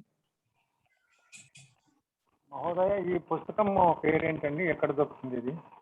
ఇది సత్యార్థ ప్రకాశం నుండి మహర్షి దయానంద సరస్వతి ఈయన వేద భాష్యంలో ఋగ్వేదాది భాష్యం, ఎందుకంటే వేదాలు రచన ఋగ్వేద భాష్యము యజుర్వేద భాష్యం ఈయన రచించారు అనమాట. సత్యార్థ ప్రకాశంలో ఉందండి కాబట్టి ఆయన రాసిన గ్రంథం, సొంతంగా ఆయన రాసిన గ్రంథము. ఆయన ఏం చేసినా కూడా స్వామి దయానంద సరస్వతి ఆయన ప్రామాణికంగా మొత్తం వేదాన్ని ఆధారించి పనిచేశాడు ఆయన.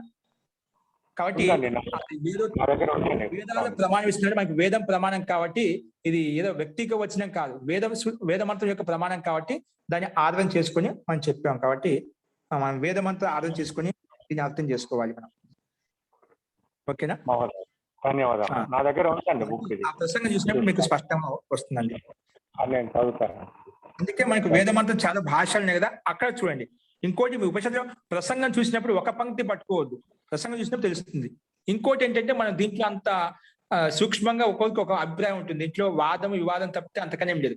మన ముందు మన లక్ష్యం అంటే ముక్తిని పొందడం మన లక్ష్యం. తర్వాత సమాధి స్థితి పొందే మీకే స్పష్టం అవుతాయి. మనకు సంపూర్ణ జ్ఞానం లేదు, యథార్థంగా లేదు. ఏదో కొంచెం ఒక మూల పట్టుకొని వాళ్ళు చెప్పింది వీళ్ళు చెప్పింది వింటున్నామట. సరే, అది ఒక మనసులో పెట్టుకోవాలి ఏంటి. కానీ ముందు అందరికి ముక్తి సుఖాన్ని పొందేది కదా, ప్రతి ఒక్కరు జీవాత్మ సుఖాన్ని కావాలనుకుంటుంది, నిత్యానందాన్ని కావాలనుకుంటుంది. కాబట్టి మనము అంతకు ముందు ప్రయత్నించాలి. ఆ స్థితి కలిగినప్పుడు మన ఆ పూర్ణ జ్ఞానం కలిగినప్పుడు మనకే స్పష్టత వచ్చేస్తుంది. మరి ఇటువంటి విషయాల్లో ఒక విద్వాంసుల యొక్క మతం ఈ రకంగా ఉంది, ఇంకో అభిప్రాయం ఇంకొక విధంగా ఉంది. ఇందులో చాలా మతభేదాలు ఉన్నాయి. ఈశ్వరుని అస్తిత్వం విషయంలో చాలా మంది రకరకాల మంది లేదండి, జీవాత్మ అన్నిటికీ అన్ని కూడా పరమాత్మనే, జీవాత్మ అంతా కూడా జీవాత్మ అనుకుంటాం. కొంతమంది ఇవన్నీ జీవాత్మ లేదు, ప్రకృతి లేదు, మొత్తం పరమాత్మ అని చెప్పి అటువంటి విషయం సూక్ష్మ విషయాలు మనకు తెలియని విషయాల్లో ఏదో సిద్ధాంత శబ్దపదాన్ని పూర్తిగా అర్థం చేసుకోలేని కారణంగా, సంపూర్ణ జ్ఞానం లేని కారణంగా మనం ఊహా కల్పనలో మన ఇష్టానుసారంగా ఎవరికి బుద్ధి తర్కం ఏ రకంగా అవుతుందో ఆ రకంగా చెప్తూ ఉంటారు. సంపూర్ణ జ్ఞానం క్రమంగా ఒక ఋషి మాసి ఒక పద్ధతి ప్రణాళిక చెప్పారు. మొత్తం చదువుకున్నాం అనుకోండి, అప్పుడు మీకే స్పష్టం అవుతుంది. అవి తెలియకుండా మనం ఏదో ఆంశిక రూపంలో చూసి దాన్ని అర్థం చేయడం కోసం, అర్థం రచించడం కోసం ప్రయత్నం చేస్తూ ఉంటాం. లేదా అక్కడిక్కడ వినేది చూసి తార్కికంగా ప్రయత్నం చేస్తూ ఉంటాం. కానీ అది యథార్థం కాదు. యథార్థంగా తెలుసుకొని మనం పూర్తిగా నిజంగా తెలుసుకోవాలన్నప్పుడు దాన్ని క్రమపద్ధతిలో వచ్చి చదువుకున్నప్పుడు మనకు అర్థమవుతుంది. కాబట్టి వ్యక్తి ప్రమాణం కాదు, మనకు శబ్ద ప్రమాణం, అది కూడా మూల గ్రంథాలు ఏవైతే ఉన్నాయో సర్వమాన్య సిద్ధాంతం మనకి వేదం కాబట్టి ఆ వేదాన్ని ప్రమాణం తీసుకొని వెళ్ళాలి. చేసుకోవాలి. కాబట్టి అందులో ముఖ్యంగా దీంట్లో అంత లోతుగా ఆలోచించాలి. సామాన్య వ్యక్తులం కాబట్టి మనం అంత ఆలోచించాల్సిన అవసరం లేదు. ముక్తి వస్తుంది కదా, ముందు మనకి ఏది లేదు, సామాన్య స్థితి కలిగేది, అవన్నీ అంత ఆలోచించాల్సిన అవసరం లేదు. నిజంగా ఆ స్థితి కలిగినప్పుడు మనకు ఆ యథార్థ జ్ఞానం కూడా అవుతుంది. అంతవరకు వెళ్లాల్సిన అవసరం లేదు. మరి ఇదే జీవనంలో ఉంటూ కూడా సమాధి నీకు వివేక్యాత ఏదో కలిగిందో, ధ్యాన స్థితి ఎప్పుడైతే కలిగిందో అప్పుడు ఇప్పుడు యమ నియమాలు వస్తాయి మనకు. అక్కడ ఎలా చేయాలి, ఏ విధంగా చేయాలి, దాన్ని యమ నియమాలు ఆచరించి చాలా విషయాలు నీకే స్పష్టం అవుతాయి, యథార్థంగా స్పష్టం అవుతాయి. తర్కపూర్వకంగా ఏదో గుడ్డిగా శాస్త్రం చెప్పింది కాదు, నీ మనసు నీ అంగీకరిస్తుంది, బుద్ధి అంగీకరిస్తుంది అన్నమాట. ఒకరు చెప్తే కాదు, నీ మనసు నీ అంతరాత్మ అంగీకరిస్తున్నది యథార్థంగా స్పష్టంగా వచ్చినప్పుడు. అది జ్ఞానం పరిశుద్ధం లేదు కాబట్టి, మనకు ఇంకా సంపూర్ణ జ్ఞానం లేదు కాబట్టి ఏదో తెలుస్తున్నాయి ఇలా అంటున్నారు. చాలా మతభేదాలు ఉన్నాయని చెప్పి, చాలా మతభేదాలు ఉన్నాయండి, ఒకటి కాదు. ఈశ్వర అస్తిత్వంలో ఉన్నాయి, ఈశ్వర ఒకదా ఇద్దరా ముగ్గురని కూడా అస్తిత్వం ఉంది. అసలు 3 తత్వాలు ఉన్నాయి కదా, ఒకరు అద్వైతం అని చెప్పి ద్వైతం దీంట్లో ఉన్నాయి కదా. అట్లా ఇది కూడా ఒక పెద్ద విషయం కాదు, దీంట్లో మతభేదాలు ఉండటం. అది మనం అల్పజ్ఞత కాదని మనం అర్థం చేసుకోకుండా మనం దీంట్లో ఎదుర్కొని పోతున్నాం, దీంట్లో వాద వివాదం చేసుకుంటున్నాం. అది ఏంటికి పనికిరాదు. మనకు ముందు మనం ఆ స్థితిలోకి వెళ్ళామంటే మనం నిదానంగా ఆ జ్ఞానం పరిశుద్ధం కావడం వల్ల ఆత్మశుద్ధీకరణ వీటిని తెలుసుకోవచ్చు. కాబట్టి మనం వీటిని మనం అదే విధంగా మనకి మతభేదాలు చాలా ఉన్నాయి విద్వాంసులు చెప్పి అది అక్కడికే మనం వదిలేసి మన ముఖ్య విషయం ఏదైతే ఉందో దాన్ని పట్టుకొని ముందుకు వెళ్ళాలి అని నా తాత్పర్యం. దీంట్లో మతభేదాలు ఉన్నాయండి, చాలా మంది చూపిస్తారు, తర్క వితర్క చేస్తూ ఉంటారు. కాబట్టి తర్క వితర్క చేయాలంటే ఆ వ్యక్తి ఎదుటి వ్యక్తి తర్కం చేసిన అటువంటి సంపూర్ణ మొత్తం సిద్ధాంతం చదువుకొని ఉండాలన్నమాట. అప్పుడు మనం ఏదైనా వాద వివాదం చేయొచ్చు, ప్రమాణం తీసుకొని మాట్లాడచ్చు అన్నమాట. లేకుండా ఒక్కరు ఒక కథనం చెప్తున్నారు. ఇప్పుడు ఎవరిదని ఇప్పుడు నీ మాట నీకు కరెక్ట్ కావచ్చు, నా మాట నాకు కరెక్ట్ కావచ్చు, ఇంకొకరి కరెక్ట్ కావచ్చు. కాబట్టి మనమంతా కూడా ఒక సామాన్య స్థితిలో ఉన్నాం కాబట్టి మన మాట కరెక్ట్ కాదు.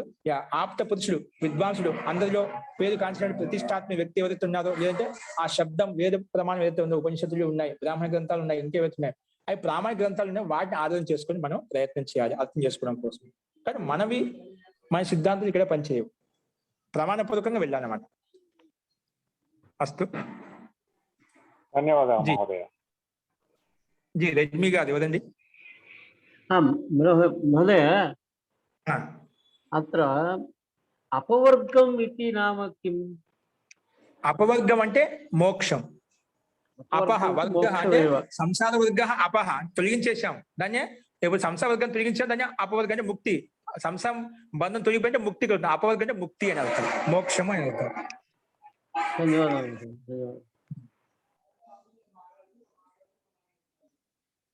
ఓకే అండి, అపవర్గం అంటే ముక్తి అని అర్థం. ధన్యవాదాలు. ఓకే అండి. ఇప్పుడు డాక్టర్ విశాలాక్షి గారు మేము చూశాను మీరు పెట్టినట్టు గీత అయితే ఇదే గీత అన్ని శ్లోకాలు బట్టి మనకి ఇది పునరావృతి ఉందని చెప్పి ఉన్నాయండి. ఓకేనా, మనకి వేద ప్రమాణంగా నేను చెప్పాను. ఓకేనా, కాబట్టి ఒకసారి చదువుకుంటే మీకు అర్థం అవుతుందండి. ఉన్నాయండి చాలా మతభేదాలు ఉన్నాయి, చాలా మంది ఇంకా వేద ప్రమాణం కూడా ఇస్తారు మనకు. దీంట్లో న్యాయదర్శనంలో సూత్రం మొట్టమొదటి ఉందండి. న్యాయదర్శనంలో సూత్రం ఉంది, ఏముందంటే దుఃఖ జన్మ ప్రవృత్తి దోష మిథ్యా జ్ఞానానం ఉత్తరోత్తర అపాయే తద్ అనంతర అపాయాత్ అపవర్గ. ఈ దుఃఖము జన్మ ప్రవృత్తి దోషాలు ఏవైతే ఉన్నాయో, దుఃఖం ఉందంటే ఖచ్చితంగా జన్మ ఉంటుంది, జన్మ ఉందంటే ప్రవృత్తి కూడా ఉంటుంది అన్నమాట. అంటే ఇప్పుడు దుఃఖానికి జన్మ ఉంటుంది అంటే ఇవన్నీ ఒక్కోటి తొలగించడం వల్ల, మిథ్యాజ్ఞానం తొలగించడం, వీటి చెప్తాను, వీటి తొలగించుకోవడం వల్ల మనకు అపవర్గం కలుగుతుంది చెప్పామంటే ఇవి దోషాలను తొలగించుకోవడం చెప్పామట. ఈ దుఃఖం ఉంది కాబట్టి మనకు పాప పుణ్య కర్మాసం ఉంది, జన్మ కలిగింది. జన్మ ఉందంటే ఖచ్చితంగా ఏదో ప్రవృత్తి ఉంటుందంట, పుణ్యమా పాప కర్మ ప్రవృత్తి ఉంటుంది. ఆ ప్రవృత్తిలో దోషాలు ఖచ్చితంగా ఉంటాయి. ఆ దోషం వల్ల మిథ్యాజ్ఞానం ఏర్పడుతుంది అన్నమాట. వీటిని క్రమంగా తొలగించుకోవడం వల్ల మనం దుఃఖాన్ని తొలగించుకోవచ్చు. కాబట్టి ఇవన్నీ మనం మిథ్యాజ్ఞ తొలగించుకున్నప్పుడు మన దోషాలు తొలగించినప్పుడు నా ప్రవృత్తి పుణ్యకర్మాస పాపకర్మాస అది కూడా తొలగిపోతుంది. ఆ తొలగిపోయిందంటే కర్మలు తొలగిపోయిన జన్మ కూడా తొలగిపోతుంది. జన్మ తొలగిపోయింటే నీకు దుఃఖమే ఉండదు. జన్మ ఉందని దుఃఖం ఉందన్నమాట. కాబట్టి క్రమంగా దుఃఖం తొలగిపోవాలి, జన్మ తొలగిపోవాలి. జన్మ తొలగిపోవాలంటే నీలో కర్మ తొలగిపోవాలి. కర్మ తొలగించుకోవాలంటే మనలో దోషాలు కూడా ఉండకూడదు. దోషాలు లేనప్పుడు ఇవన్నీ మనకు మిథ్యాజ్ఞానం తొలగిపోయి జ్ఞానం ద్వారా మనం ఈ సంయోగాన్ని తొలగించుకోవచ్చు. కాబట్టి ఇవన్నీ తొలగించుకోవడానికి ఉపాయాలు చెప్పారన్నమాట. ఆ తొలగించుకోవడం వల్ల సంసార బంధంలోకి రాదు, మన తిరిగి రాదు. సంసార బంధంలోకి మళ్ళా శరీర బంధంలోకి రాదు అని తాత్పర్యం. అక్కడ ఆ రకంగా తీసుకోవాలి. ఓకే, ఇంకా చాలా సాంకేతిక దర్శనంలో అది మాకు ఇప్పుడు కనిపించలే పుస్తకం లేక. సో అలా చాలా ఉన్నాయండి. కాబట్టి మనం అంత సూక్ష్మంగా ఆలోచించాల్సిన అవసరం లేదు. కాబట్టి మన లక్ష్యం ఏంటంటే ముందు సమాధి సుఖాన్ని పొందాలి, ఆత్మ సాక్షాత్కారం పొందాలి. పరమాత్మ సాక్షాత్కారం చాలా పెద్ద విషయం. ముందు ఈ జన్మలు నాకు ఈ ఉంటూ వివేక ఖ్యాతి కలిగించుకోవాలి. ఆత్మ వేరు. సమాధి స్థితిలో కూర్చున్న 3 గంటల సేపు కూర్చున్నప్పుడు 3 గంటల స్థితిలో మీరు ఆ స్థితిని పొందవచ్చండి. మీరు కంటిన్యూగా చెప్పామండి. మీరు అందరు చేస్తూనే చాలా మంది ప్రయత్నం చేస్తూ ఉన్నారు కూడా. అందరికి అంత స్థితి లేకపోవచ్చు, లేకపోతే కానీ కూర్చోడం మనకు తగ్గించుకోవాలి అని చెప్పాను చాలా మటుకు. ఇప్పుడు ఈ యోగాభ్యాసంలో యోగానుష్ఠానంలో మనం అంత ఒక పిల్లలు లాంటి వాళ్ళు చెప్పాను. మన స్కూల్కి వెళ్ళిన పిల్లలు ఏమంటే మనం వాళ్ళు చదువుకుంటారని పంపించడం అలవాటు కోసం. ఇప్పుడు 2 ఏళ్ళ 5 ఏళ్ళ పిల్లవాడిని 3 ఏళ్ళ పిల్లవాడిని స్కూల్ పంపిస్తూ ఉంటాడు. ఎందుకు? అలవాటు కావాలని చెప్పి. ఎందుకంటే చిన్నపిల్లలు కాబట్టి మనకు అలవాటు లేదు, అలవాటు చేయడం కోసం. అలాగే యోగాభ్యాసంలో యోగా సాధనలో మనం కూర్చుంటాం. కూర్చున్నా చాలు. మనం కూర్చున్నామంటే ఒకరోజు స్థితి కలుగుతుంది. కలిగినప్పుడు మనం కలుగుతున్నాం. నిత్యం చేస్తూ ఉన్నాం అనుకోండి, ఏమవుతుందంటే మనకి ఆత్మ వేరు, ఈ శరీరం వేరిన భావన ఖచ్చితంగా అనుభూతి కలుగుతుంది. ఈ శరీరంలో నువ్వు ఉండగలుగుతుంది. అది క్షణకాలం కలిగిన చాలు. నీకు ఒక క్షణకాలం వరకు నీకు ఆ స్థితి కలిగినప్పుడు ఆ ఆత్మానుభూతి నీకు ఎంత ఆనందాన్ని ఇస్తుందో అప్పుడు ఆ ఆత్మానుభూతిని, ఎందుకంటే అలా వేరువేరుగా చూసినప్పుడు ఒక సంస్కారం ఏర్పడుతుంది, ఒక చాప ఏర్పడుతుంది. ఆ చాపను స్మృతి ఏదైతే ఏర్పడుతుందో ఆ స్మృతి ద్వారా నువ్వు ఎక్కువ ప్రయత్నం చేసుకుంటా దీనిపై శ్రద్ధ, భక్తి, సమాధి భావన అవన్నీ బాగా కలగడం వల్ల ముందు ప్రయత్నం చేసుకుంటూ పోతావు. కాబట్టి ఇది ఒక కవచాన్ని అంటి పెట్టుకునే ఈ కవచం తొలగించుకోవాలి ఎప్పుడెప్పుడు అనిపిస్తున్నామాట. అది అనుభూతి కలిగినంత సేపు, వీటిని ఏకాత్మత కలిగినంత సేపు, ప్రతిదీ కలిగినంత సేపు, దృక్శక్తి, ఈ బుద్ధి శక్తి అంటే శరీరం శక్తి ఒకటిగా భావించిన సేపు మనకి ఈ భోగం కలుగుతూనే ఉంటుంది. తొలగించుకోవాలని చెప్పాను. వాటికి ప్రతి నిత్యం ఏం చేయాలి? మనం యోగాభ్యాసం చేయాలి. ప్రతి నిత్యం మీకు ఒకేసారి మనసు కలగదు. కావాలంటే మీకు చెప్పాం కదా, ఈ మనకు యోగా సూత్రాలు ఏవైతున్నాయో వాటిని నెమ్మది వేసుకుంటూ ఉండండి. అక్కడ వల్లి వేస్తూ ఉండండి. ఒక విషయం కదా, ఆ సూత్రం చెప్తున్నా మీకు రోజు రివిజన్ చేయిస్తూ ఉంటాం. అదే సూత్ర రూపంలో మీరు ఈ సూత్రం చెప్పి దీని యొక్క తాత్పర్యం ఇది, దీని యొక్క తాత్పర్యం ఇది, అలా కేవలం మనసులో అక్కడ ఊహించుకుంటూ చెప్పుకుంటూ వెళ్ళే మనసులో మీ మనసు నిలకడ అవుతున్నమాట. ఏదో ఒక రకంగా యథాభిమత ధ్యానాద్వాన్ని ముందు చెప్పుకున్నాం సమాధి పదంలో. ఏదో ఒక రకంగా మనసు నిలబెట్టుకోవాలి. మనం ఖాళీగా ఉంచామనుకోండి ఎక్కడెక్కడికి వెళ్ళిపోతుంది. అది ఇక విషయం తీసుకున్నాం అనుకోండి, మన సబ్జెక్ట్ మనం చదువుకుంటున్నాం, అది కూర్చొని కళ్ళు మూసుకొని చూడండి, మీరు ఎలా వెళ్ళిపోతున్నాం అన్నమాట. మనసు పూర్తి దీని లీనం అయిపోతుంది. అలా లీనం కావడం వల్ల కొన్ని రోజుల తర్వాత ఈ ఏదైతే సూత్రాలు నీకు వల్లి వేస్తూ ఉన్నావో అది కూడా నిలబడిపోతుంది. నిలబడిపోయి నీ ఆత్మస్వరూపంలో పూర్తిగా స్తబ్దం అయిపోతుంది. ఆత్మస్వరూపం అంటే నీ ప్రాణశక్తి ఏదైతే ఉందో శ్వాస ప్రశ్వాస యొక్క గతి పూర్తిగా నిరుద్ధం అయిపోతుంది, నిలబడిపోతుంది అన్నమాట. నీకు తెలుస్తుంది నువ్వు ఇలా అప్పుడు నువ్వు వల్లి వేసేటప్పుడు సూత్రాన్ని కంఠస్థం చేసుకోని చెప్పాను. సూత్రాలు నీకు ఏ రకంగా అయితే రివిజన్ చేస్తూ ఉంటానో అదే రూపం దీని యొక్క తాత్పర్యం ఏంటి మనకు మొత్తం వ్యాస భాష గుర్తుపెట్టుకోవాల్సిన ఏ సూత్రం ఏం చెప్పింది దాని తాత్పర్యం గుర్తుండే చాలు.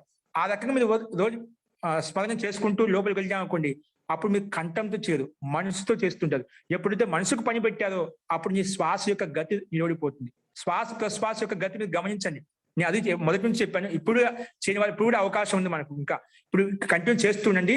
ఈ సూత్రాలు ఏవైతే ఉన్నాయో సమాధి పాలన కూడా వదిలేద్దండి. సమాధి పాలనలో సూత్రాలు మీకు కంఠస్థం కావుతుండే వాటిని ఎవరేసుకుంటూ ఉండండి, వదిలేయద్దు. ఓన్లీ సూత్రాలు చాలు, ఆటోమేటిక్ మొత్తం వచ్చేస్తుంది.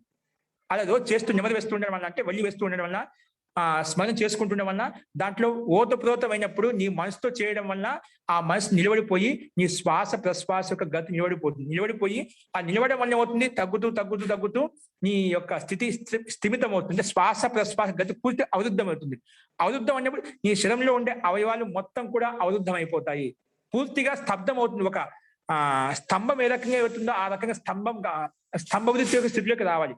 ఒక స్తంభం నిటారు ఎలా నిలబడిందో అలాంటి స్థితి నీ శరీరం యొక్క స్థితి కలుగుతుంది. అంటే నీ సమస్త నాడులు, రక్త నాడులు ఏవైతే ఉన్నాయి 72 కోట్ల నాడులు అని చెప్తూ ఉంటాం శరీర పరిజ్ఞానం ప్రకారంగా, అవన్నీ కూడా స్తబ్దం అయిపోతుంది, నిలబడిపోతాయి అన్నమాట.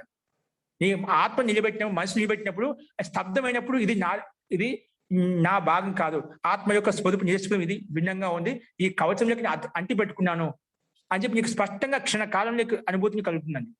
అక్కడ నిలబడే శక్తి సంపాదించుకోవాలి. అక్కడ ఈ శరీరం మొత్తం నిలబడిపోయినప్పుడు మా ఆత్మ అక్కడ నిలబడింది, కింద దొబ్బుతుంది. చాలా మందికి కొందరికి అంత ఏకాగ్రత స్థితి కలిగినప్పుడు నేను కింద పడుతున్నా అని చెప్తుంటారు. బాగా యోగాభ్యాసం చేసిన వాళ్ళకి తెలుస్తుంది. ఇది బాగా యోగాభ్యాసం చేసిన వాళ్ళకు తెలుస్తుంది. నువ్వు అక్కడ ఏకాగ్ర స్థితి కలిగినాక అక్కడ నిలబడలేవు. ఎందుకంటే సూక్ష్మ బిందువు మీద మనసుని కేంద్రీకరిస్తున్నాము. ఎందుకంటే ఇప్పుడు చాలా మంది ఆలంబన తీసుకుంటూ ఉంటారు. అది జ్యోతిని కావచ్చు, ఏదైనా ఒక పదార్థాన్ని కావచ్చు, ఒక మూర్తిని కానీ ఆలంబనవి అవి లోపలికి ప్రవేశించడం కోసమే. తర్వాత మన సూక్ష్మ బిందువులోకి వెళ్ళాలన్నమాట, కేంద్ర బిందువులోకి వెళ్ళాలి. కేంద్ర బిందువులోకి వెళ్ళినా కూడా అక్కడ మొత్తము ఆ బిందువు కూడా కనిపించదు, మన కంటికి కనిపించదు, ఇంద్రియాలకు కనిపించదు, అతీంద్రియ వస్తువు అన్నమాట. అక్కడ మన మనసు నిలబెట్టాలి. అక్కడ మనకు ఒక తెలియని పదార్థం మీద మనకు మనసు నిలబెట్టాలంటే ఎక్కడ ఉండాలి, ఎంత సూక్ష్మంగా ఉండాలి, ఎంత యాక్టివ్గా ఉండాలి. అక్కడ నిలబడి కింద పడుతూ ఉంటాం. ఒక చిన్నపిల్లలు సర్కస్ చేస్తూ ఉంటారు. ఆ చిన్న మనకు ఒక పెద్ద గోడ మీద, ఎత్తు గోడ మీద నిలబడి నడవలేము. మనకు పూర్తి మనసు నడవడానికి ఎంత స్థలం ఉంది, ఎత్తు మీద వెళ్ళాలంటే భయపడతాం, భయంతో కింద ఈ పక్క కానీ ఆ పక్కన కింద పడిపోతాం. కానీ కొంత చిన్న పిల్లలు సర్కస్ చేసే వాళ్ళు చిన్న తాడు కట్టేసి తాడు మీద డాన్స్ చేస్తూ ఉంటారు. నడవడమే కాదు, పైన ఎత్తి మీద ఏదో మన కుండలాంటి పెట్టుకుని నాట్యం చేస్తూ ఉంటారు. ఎందుకు వాళ్ళు ప్రాక్టీస్ చేసిన వాటి అంటే ఆ రకం ఒక చిన్న తాడు నడుస్తూ కూడా ఎంత ప్రత్యక్షంగా చూస్తున్నాం. అలాగే అంతకంటే సూక్ష్మమైన బిందువు మీద మన మనసు నిలబెట్టగలగాలి. ఆ నిలబెట్టినప్పుడే మనకు ఇది శరీరం వేరుగా ఈ జీవాత్మ వేరుగా నీకు తత్వం నీకు యథార్థంగా అనుభూతి కలుగుతున్నమాట. కాబట్టి మనసు యొక్క గతి, ప్రాణశక్తి యొక్క గతి అవరుద్ధం చేయాలి. అవరుద్ధం చేయాలని చెప్పి మీరు అలాగా మనసును బలవంతంగా నిలబెట్టద్దు, మళ్ళీ అపాయం తెచ్చి పెట్టుకుంటారు. మళ్ళీ చాలా మంది మీకే నిలబెట్టు, సహజంగా రావాలి, స్వాభావిక స్థితి కలగాలి. అర్థమైందా? అందుకే దీనికోసం మనకు మొదట్లో ప్రాణాయామం చెప్పుకున్నాం. 4 రకాల ప్రాణాయామం చెప్పాం. బాహ్య ప్రాణాయామం, ఆభ్యంతర ప్రాణాయామం, స్తంభవృత్తి ప్రాణాయామం, మళ్ళీ బాహ్య ఆభ్యంతర క్షేపి ప్రాణాయామం చెప్పి ఇలా అభ్యాసం చేయడం వల్ల మనసు నిలబెట్టడం కూడా మనకు సహాయంగా ఉంటాయి. ఇవి చేసిన తర్వాత మనం యోగాభ్యాసం చేసామనుకోండి, అనుష్ఠానం చేసామనుకోండి, మన మనసు త్వరగా నిలబడుతుంది. కాబట్టి మన ప్రాణశక్తి యొక్క గతి నిలబెట్టాలి అంటే మన స్తంభంలోకి నిలబడిపోవాలి. అప్పుడు మన సమస్త నాడు ఏవైతే క్రియాకలాపాలు పనిచేస్తాయి అవన్నీ స్తబ్దం అవుతాయి. స్తబ్దమైనప్పుడు అప్పుడు ఈ మొత్తం శరీరం తనతో నడుస్తూ ఉంటుంది. అంటే ఈ మనసు కదలికలు జరిగినంత సేపు శరీరం నడుస్తూ ఉంటుంది. ఎప్పుడైతే నిలబెట్టేసామో మొత్తం అవయవాల్లో ఉండే నాడులు మొత్తం నిలబడిపోతాయండి. ఒక్కటి పనిచేయదు. పనిచేయడం నిలబడి కాదు. అప్పుడు నీ మనసుని ఒక కేంద్ర బిందువులో పూర్తిగా నిరోధించగలిగావు, నియంత్రణ పెట్టుకోవాలి. అంతా నీ శక్తి సామర్థ్యం అంతా ఆ కేంద్ర బిందువులో కేంద్రీకరణ, నువ్వు ఆత్మస్వరూపంలో కేంద్రీకరించిన రెండు వేరు కనిపిస్తాయి. వేరు కనిపించినప్పుడు అప్పుడు నీకు ఒకటి ఏదో బలవంతంగా అంటిపెట్టుకున్నట్టుగా ఉంటుంది అన్నమాట. ఆ ఒక్కసారి అనుభూతి కలిగింది అనుకోండి, ఎప్పుడు మళ్ళా మనం ఆ స్థితిని పెట్టుకోవడం కోసం అలాంటి భావన కలగదు. వెంటనే ఎప్పుడో ప్రియించుకోవాలని చెప్పి నీ క్రియాయోగం ఎక్కువ, స్వాధ్యాయం ఎక్కువ, తపస్సు ఎక్కువ అన్ని చేసుకోగలుగుతాం. ఓ అసలు స్వరూపు ఇది, ఇంత ఆనందం ఉంటుందని చెప్పి దానికోసం ప్రయత్నం చేస్తూ ఉంటాం. ఎందుకంటే అలాంటి అనుభూతి కలగడం లేదు. మొత్తం సంపూర్ణంగా ఆత్మని వేరు చేసి చూడడం, శరీరంనే సంపూర్ణంగా అని భావిస్తున్నాం. చెప్తే జీవాత్మ శక్తి, దర్శన శక్తి అయితే వాటిని ఒకటిగా భావిస్తున్నాం. ఒకటిగా భావించిన చెప్పి మనకి ఈ భోగం తప్పదు, ఈ సుఖ దుఃఖానుభూతి తప్పదు. కాబట్టి తొలగించుకోవాలంటే మన యోగాభ్యాసం ద్వారా మన స్థితిని పెంచుకోవాలి, నిదానంగా సామర్థ్యం పెంచుకోవాలి. ఆ తెలియని సూక్ష్మ బిందువు నిలబడాలి అంటే మనం ప్రాక్టీస్ చేయాలి. ప్రాక్టీస్ చేయాలంటే యోగాభ్యాసం కూర్చుంటూనే అవుతుందన్నమాట. ఏదో ఒక రోజు కూర్చున్నాం, 10 రోజులు కూర్చున్నాం, నాకు కలగడం లేదు, నాకు మనసు పారిపోతుందంటే అది పారిపోతూనే ఉంటుంది. మన లక్ష్యం ఏంటి? మనసు నిలబెట్టాలనుకున్నప్పుడు రోజులు లెక్క పెట్టకూడదు, దినములు లెక్క పెట్టకూడదు. నేను నిలబెట్టాలి, మనసు నిలబెట్టుకోవాలి, స్థిరంగా ఉండాలి, ఆత్మ పరమాత్మ వేరు చేయాలని భావన సంకల్పం గట్టిగా ఉండాలి. సంకల్పంతో అన్ని పనులు అవుతాయండి. సంకల్పంతో అన్ని సాధించుకుంటాం. జీవ ముక్తాత్మ కొంతమంది అడుగుతానే ముక్తి స్థితిలో జీవాత్మ శరీరం ఉండదు కదా, ఎలాంటి భోగాలు ఎలా అనుభవిస్తుందండి? అప్పుడు భోగాలు అనిపించాల్సిన అవసరం, శరీరం అవసరం లేదనమాట. జీవాత్మ సంకల్ప మాత్రం నాకు ఇది కావాలంటే అది వచ్చేస్తుంది, అంతే అనుభూతి పొందుతుంది. ఎందుకంటే సుఖ దుఃఖాన్ని పొందేది ఎవరు ఇక్కడ? శరీర మాధ్యమంలో జీవాత్మ పొందుతుంది సుఖానుభూతి, దుఃఖానుభూతి. అది ముక్తిలో జీవాత్మ ఎలా ఉంది? సంకల్ప మాత్రం చేత ఇప్పుడు నువ్వు జీవాత్మ సంకల్పం చేసింది కాబట్టి నాకు ఇది కావాలంటే అది బుద్ధి ఇంద్రియాలు తీసుకొచ్చి చూపిస్తున్నాయి అన్నమాట. అప్పుడు పొందుతుంది. అంటే అది డిపెండ్ అయి ఉందట. కానీ ముక్తిలో అలాంటి అవసరం లేవట. మనసులో సంకల్పం చేసి అది వచ్చేస్తుంది, ఆ సుఖం వస్తుంది, అనుభూతి వచ్చేస్తుంది. నువ్వు ముక్తిలో ఉండి ఈ సంసార బంధంలో ఉండేటువంటి మొత్తం ఆత్మలు చూడాలనుకోండి, అక్కడి నుంచి మొత్తం చూసేస్తున్నావు. అందుకే జీవాత్మలు ముక్తాత్మలు తిరుగుతూ ఉంటాయని చెప్తుంటాం అన్నమాట. ఈ ప్రపంచంలో, ఈ లోకంలో తిరుగుతూ ఉంటాయి. వాళ్ళు ఆ సంకల్ప మాత్రంతో అన్ని చూస్తూ ఉంటారు అన్నమాట. వాళ్ళకి రావాల్సిన అవసరం లేదు. ఎందుకంటే సూక్ష్మ శరీరం కూడా తిరుగుతూ ఉంటుంది, మన వైపు మొత్తం లోకాన్ని తిరుగుతూ ఉంటుంది అన్నమాట. అలా మన లోకాన్ని సంచలనం చేయవచ్చు. ముక్తాత్మ సంకల్ప మాత్రం అన్ని తిరుగుతూ ఉంటుందన్నమాట. నిత్యానందం తిరుగుతూ ఉంటుందన్నమాట. మన ఇక్కడ ఉండే సంసారంలో ఉండే ప్రాణం కూడా మొత్తం చూస్తూ ఉంటుంది. అక్కడ సంకల్ప మాత్రంతో అన్ని పనులు సిద్ధిస్తాయి. ఇక్కడ మనకు సంకల్పం గట్టిగా ఉండాలి. తెలుసుకునే కోరిక, జిజ్ఞాస బలంగా ఉన్నప్పుడు నిజంగా మనకు అది పొందుతాము. కాబట్టి దీనికి ముఖ్యంగా యమ నియమాన్ని పాటించాలి. ఎల్లప్పుడూ మనం సాత్విక భావన, ధార్మిక భావనతో ఓతప్రోతం అయినప్పుడే ఇటువంటి స్థితి మనకు మానసిక స్థితి బలపడుతుంది. కాబట్టి ముందుగా మనము ఈ యోగాభ్యాసంలో ఒక చిన్నపిల్ల లాంటి వాళ్ళగా ముందు కూర్చోడానికి అభ్యాసం, అర్ధ గంట వరకు అసలు మనసు కలగదు, ఒకసారి గంట కూడా పడుతుంది, అయినా వదిలిపెట్టకూడదు. నేను అలాగే అలవాటు చేయాలి ఒకసారి. ఎందుకంటే అనాదివాస సంస్కారం ప్రబలంగా ఉన్నాయి. ఈ వర్తమాన జీవితంలో కూడా సంస్కారం చాలా ప్రబలంగా ఉన్నాయి. అనాదివాసం వదిలేసేది. ఈ వర్తమాన జీవితంలో ఉండే సుఖ దుఃఖానుభూతులు ఏవైతే ఉన్నాయో వాటిని స్మృతి శక్తి మాటికి వస్తూ ఉంటుంది. వాటిని తొలగించుకోలేము, మనకు తెలియకుండా మనసు పారిపోతుంటుంది. కాబట్టి వాటిని తొలగించుకోవాలంటే ముందు మనసుతో చేయడం రావాలి. ఇది జపానుష్ఠానం మనసుతో రావాలి. మనసుతో ఎప్పుడు వస్తుంది? దానికి ఒక ఉపాయం చెప్పాను మీకు. ఇప్పుడు మీరు కూర్చున్నప్పుడు ప్రాథమిక స్థితిలో ఉన్నది కాబట్టి మీకు ఏదైతే సబ్జెక్ట్ ఉందో ఆ సబ్జెక్ట్నే మీరు అక్కడ స్మరణ చేసుకుంటూ ఉండండి, వాటిని రివిజన్ చేసుకుంటూ ఉండండి. అర్థపూర్వకంగా, శాబ్దిక పూర్వకం కాదు, అర్థపూర్వకం. ఇప్పుడు ప్రతి సూత్రం యొక్క అర్థం చెప్పినా అర్థపూర్వకం నెమ్మది చేసుకోండి. అప్పుడు మనసు ఏమిటి, నా కంఠంతో ఉచ్చరిస్తున్నా, మనసుతో ఉచ్చరిస్తున్నా, మీకు రెండింటికి తేడా తెలియాలి. ముందుగా నేను కంఠంతో పలుకుతున్నానా, మన మనసు నోటి పెదవులు కదలేకపోయినప్పుడు కంట కదులుతూ ఉంటుంది. గమనించండి. జపానిష్ట మనసులు చేసుకుంటూ అంటుంటారు కానీ మనసులో పెదవుల్లో కదిలిస్తూ ఉంటారు. బాగా గమనించండి. పెదవులు కదిలించకూడదు. పెదవులు కదిలించకపోయినా కంఠం కదులుతూ ఉంటుంది. కంఠం కూడా కదలకూడదు. మనసుతో కదలగాలి పూర్తిగా. ఆ మనసుకి కంఠానికి తేడా తెలియాలి. మీకు నేను కంఠంతో పలుకుతున్నా లేదా మనసు చెప్తున్నానా. కాబట్టి అలా మనసుతో చేసినప్పుడు త్వరగా ఈ మనసు స్థిరపడుతుంది. కానీ ఆ స్థితిని చేయడం కోసం, ఆ స్థితిని పొందాలంటే మనం నిరంతరంగా అభ్యాసం చేస్తూ ఉండాలి. కూర్చున్నప్పుడు వస్తుందండి, మనం కూర్చోకుండా ఏది రాదు. కాబట్టి ప్రయత్నం చేస్తూ ఉండండి. మనకు నిజంగా సంకల్పం గట్టిగా ఉంటే కాబట్టి ఆ రకంగా ప్రయత్నించండి. అస్తు. తో ముక్తి విషయంలో అది రకరకాల మత భేదాలు ఉంటాయి. మనకు అది ముఖ్యం కాదు. మనకు ముందుగా విషయ ప్రతిపాదన మనకు తెలియాలి. జ్ఞానం ద్వారా మనం ఆత్మశుద్ధి చేసుకోవాలి. మన సంస్కారం తొలగించుకోవాలి. అవిద్య, అస్మిత, రాగ, ద్వేషాలను తొలగించుకోవాలి. అది మన లక్ష్యం. ముందు అవి పెట్టుకుంటే మన జ్ఞానం, అవిద్య తొలుగుతూ విద్య ప్రాప్తం పొందుతూ ఉంటేనే ఆటోమేటిక్ ఇటువంటి విషయాలు కూడా మనకు స్పష్టత వస్తుంది. అందుకే శాస్త్ర మనసులో పెట్టుకోకుండా ముఖ్య విషయంలో ఉందో వాటిని అర్థం చేసుకోవడం కోసం ప్రయత్నం చేస్తూ ఉండండి. అట్లా ముందుకు వెళ్తూ ఉండండి. కాబట్టి ప్రతి ఒక్కరికి ఒక భగవంతుడు ఒక అవకాశం ఇచ్చాడు. మన గురువులు, ఋషులు, మహర్షులంతా ఒక అవకాశం కల్పించారు. అట్లా ముఖ్య గ్రంథాన్ని ఇప్పుడు ఎవరు చెప్పుకోవడం లేదు, చదువుకోవడం లేదు. అది మీకు అవకాశం కలిగింది కాబట్టి వాటిని ఉపయోగించుకుంటూ ఉండండి. మనకు నేను ఒక విషయం చెప్తాను, సమాధి వస్తుంది రాత్రి కానీ ఈ జీవితంలో మన కర్మలు మొత్తం మారిపోతాయి. మన జీవితం మారిపోతుంది. ముందు మన వర్తమాన జీవితం ప్రభావం పడుతుంది. మన జీవితం సుఖమయంగా ఉంటుంది. సుఖమయంగా ఆనందమయం చేసుకోవాలంటే ముందు ఈ యోగాభ్యాసం, యోగానుష్ఠానం కంపల్సరీగా చేసుకోవాలి. న్యూనాత్మ ప్రతి జీవాత్మ ఇక్కడ చెప్పాను. ప్రాతः సాయం సంధ్యాసాయం ఎందుకు అనుష్ఠానం చేసుకోవాలి? ఇందుకోసమే. మనం ఉదయం చేసిన కర్మ సాయంత్రం పనిచేస్తాయి. సాయం చేసిన జప స్థిరపరుస్తుంది. కాబట్టి ప్రతిరోజు శరీరానికి ఏ విధంగా శుద్ధి అవసరమో, అదే పుష్టి చేయాలంటే ఏ విధంగా భోజనం అవసరమో, అదేవిధంగా మానసిక పుష్టి కావాలి అంటే ఈ జపానుష్ఠానమే దానికి పుష్టి. శరీరం పెంచుకోవడానికి మనం భోజనం కదా పుష్టి చేసుకుంటున్నాము, శరీరం శుద్ధి కోసం స్నానం చేస్తున్నాము. అలాగే ఈ మనసుని శుద్ధిపరచాలంటే ఖచ్చితంగా స్వాధ్యాయం చేసుకుంటున్నాం, క్రియాయోగం చేస్తుండాలి, ఈశ్వర ప్రదానం చేసుకుంటూ ఉండాలి. ఇంకా జపానుష్ఠానం చేసుకుంటూ ఉండడం వల్ల మన మనసు ఎల్లప్పుడూ శుభ్రంగా ఉంటుంది. మనసు శుభ్రంగా ఉన్నప్పుడు అన్ని యథార్థంగా కనిపిస్తాయి. యథార్థంగా లేదు అంటే మనలో కర్మ వాసనలు, వర్తమానంలో కర్మలు అన్ని మనకు ప్రభావితం చేస్తున్నాయి. అవి ప్రభావితం చేయకూడదు అంటే మన మనసుని ఎల్లప్పుడూ ప్రతిరోజు శుభ్రం చేసుకుంటూ ఉండాలి. ఏ రకంగా చెప్పిన శరీరాన్ని శుభ్రం చేసుకుంటున్నామో ఆ రకంగా మన మనసుని శుభ్రం చేసుకోవడానికి ప్రక్రియ ఈ జపానుష్ఠానం. జపానుష్ఠానం ద్వారా మన మనసు శుద్ధి పడుతుంది. మనసు శుద్ధి అయినప్పుడు అన్ని యథార్థంగా ఉంటాయి. కదా ధర్మాధర్మము, కర్తవ్యం తెలుసుకొని ప్రయత్నం చేయడం వల్ల, ఆ కర్మలు చేయడం వల్ల మనకు సుఖమే పొందుతాము. మనకు శాంతి, మనశ్శాంతి కలుగుతుంది. మనశ్శాంతి ఉన్నప్పుడు అన్ని సక్రమంగా సవ్యంగా జరిగిపోతూ ఉంటాయి. కాబట్టి అందరూ ఆ ప్రయత్నం చేయండి, చేస్తూ ఉన్నారు. కాబట్టి అర్థం చేసుకోవడానికి ప్రయత్నం.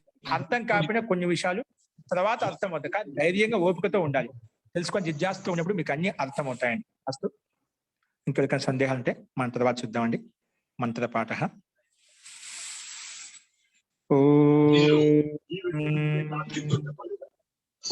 సర్వే భవంతు సుఖినః, సర్వే సంతు నిరామయాః, సర్వే భద్రాణి పశ్యంతు, మా కశ్చిద్ దుఃఖభాగ్ భవేత్. ఓం శాంతి శాంతి శాంతి. సర్వేభ్యో నమః. మీరు చెప్పింది అందరికీ నమస్కారం అండి. చాలా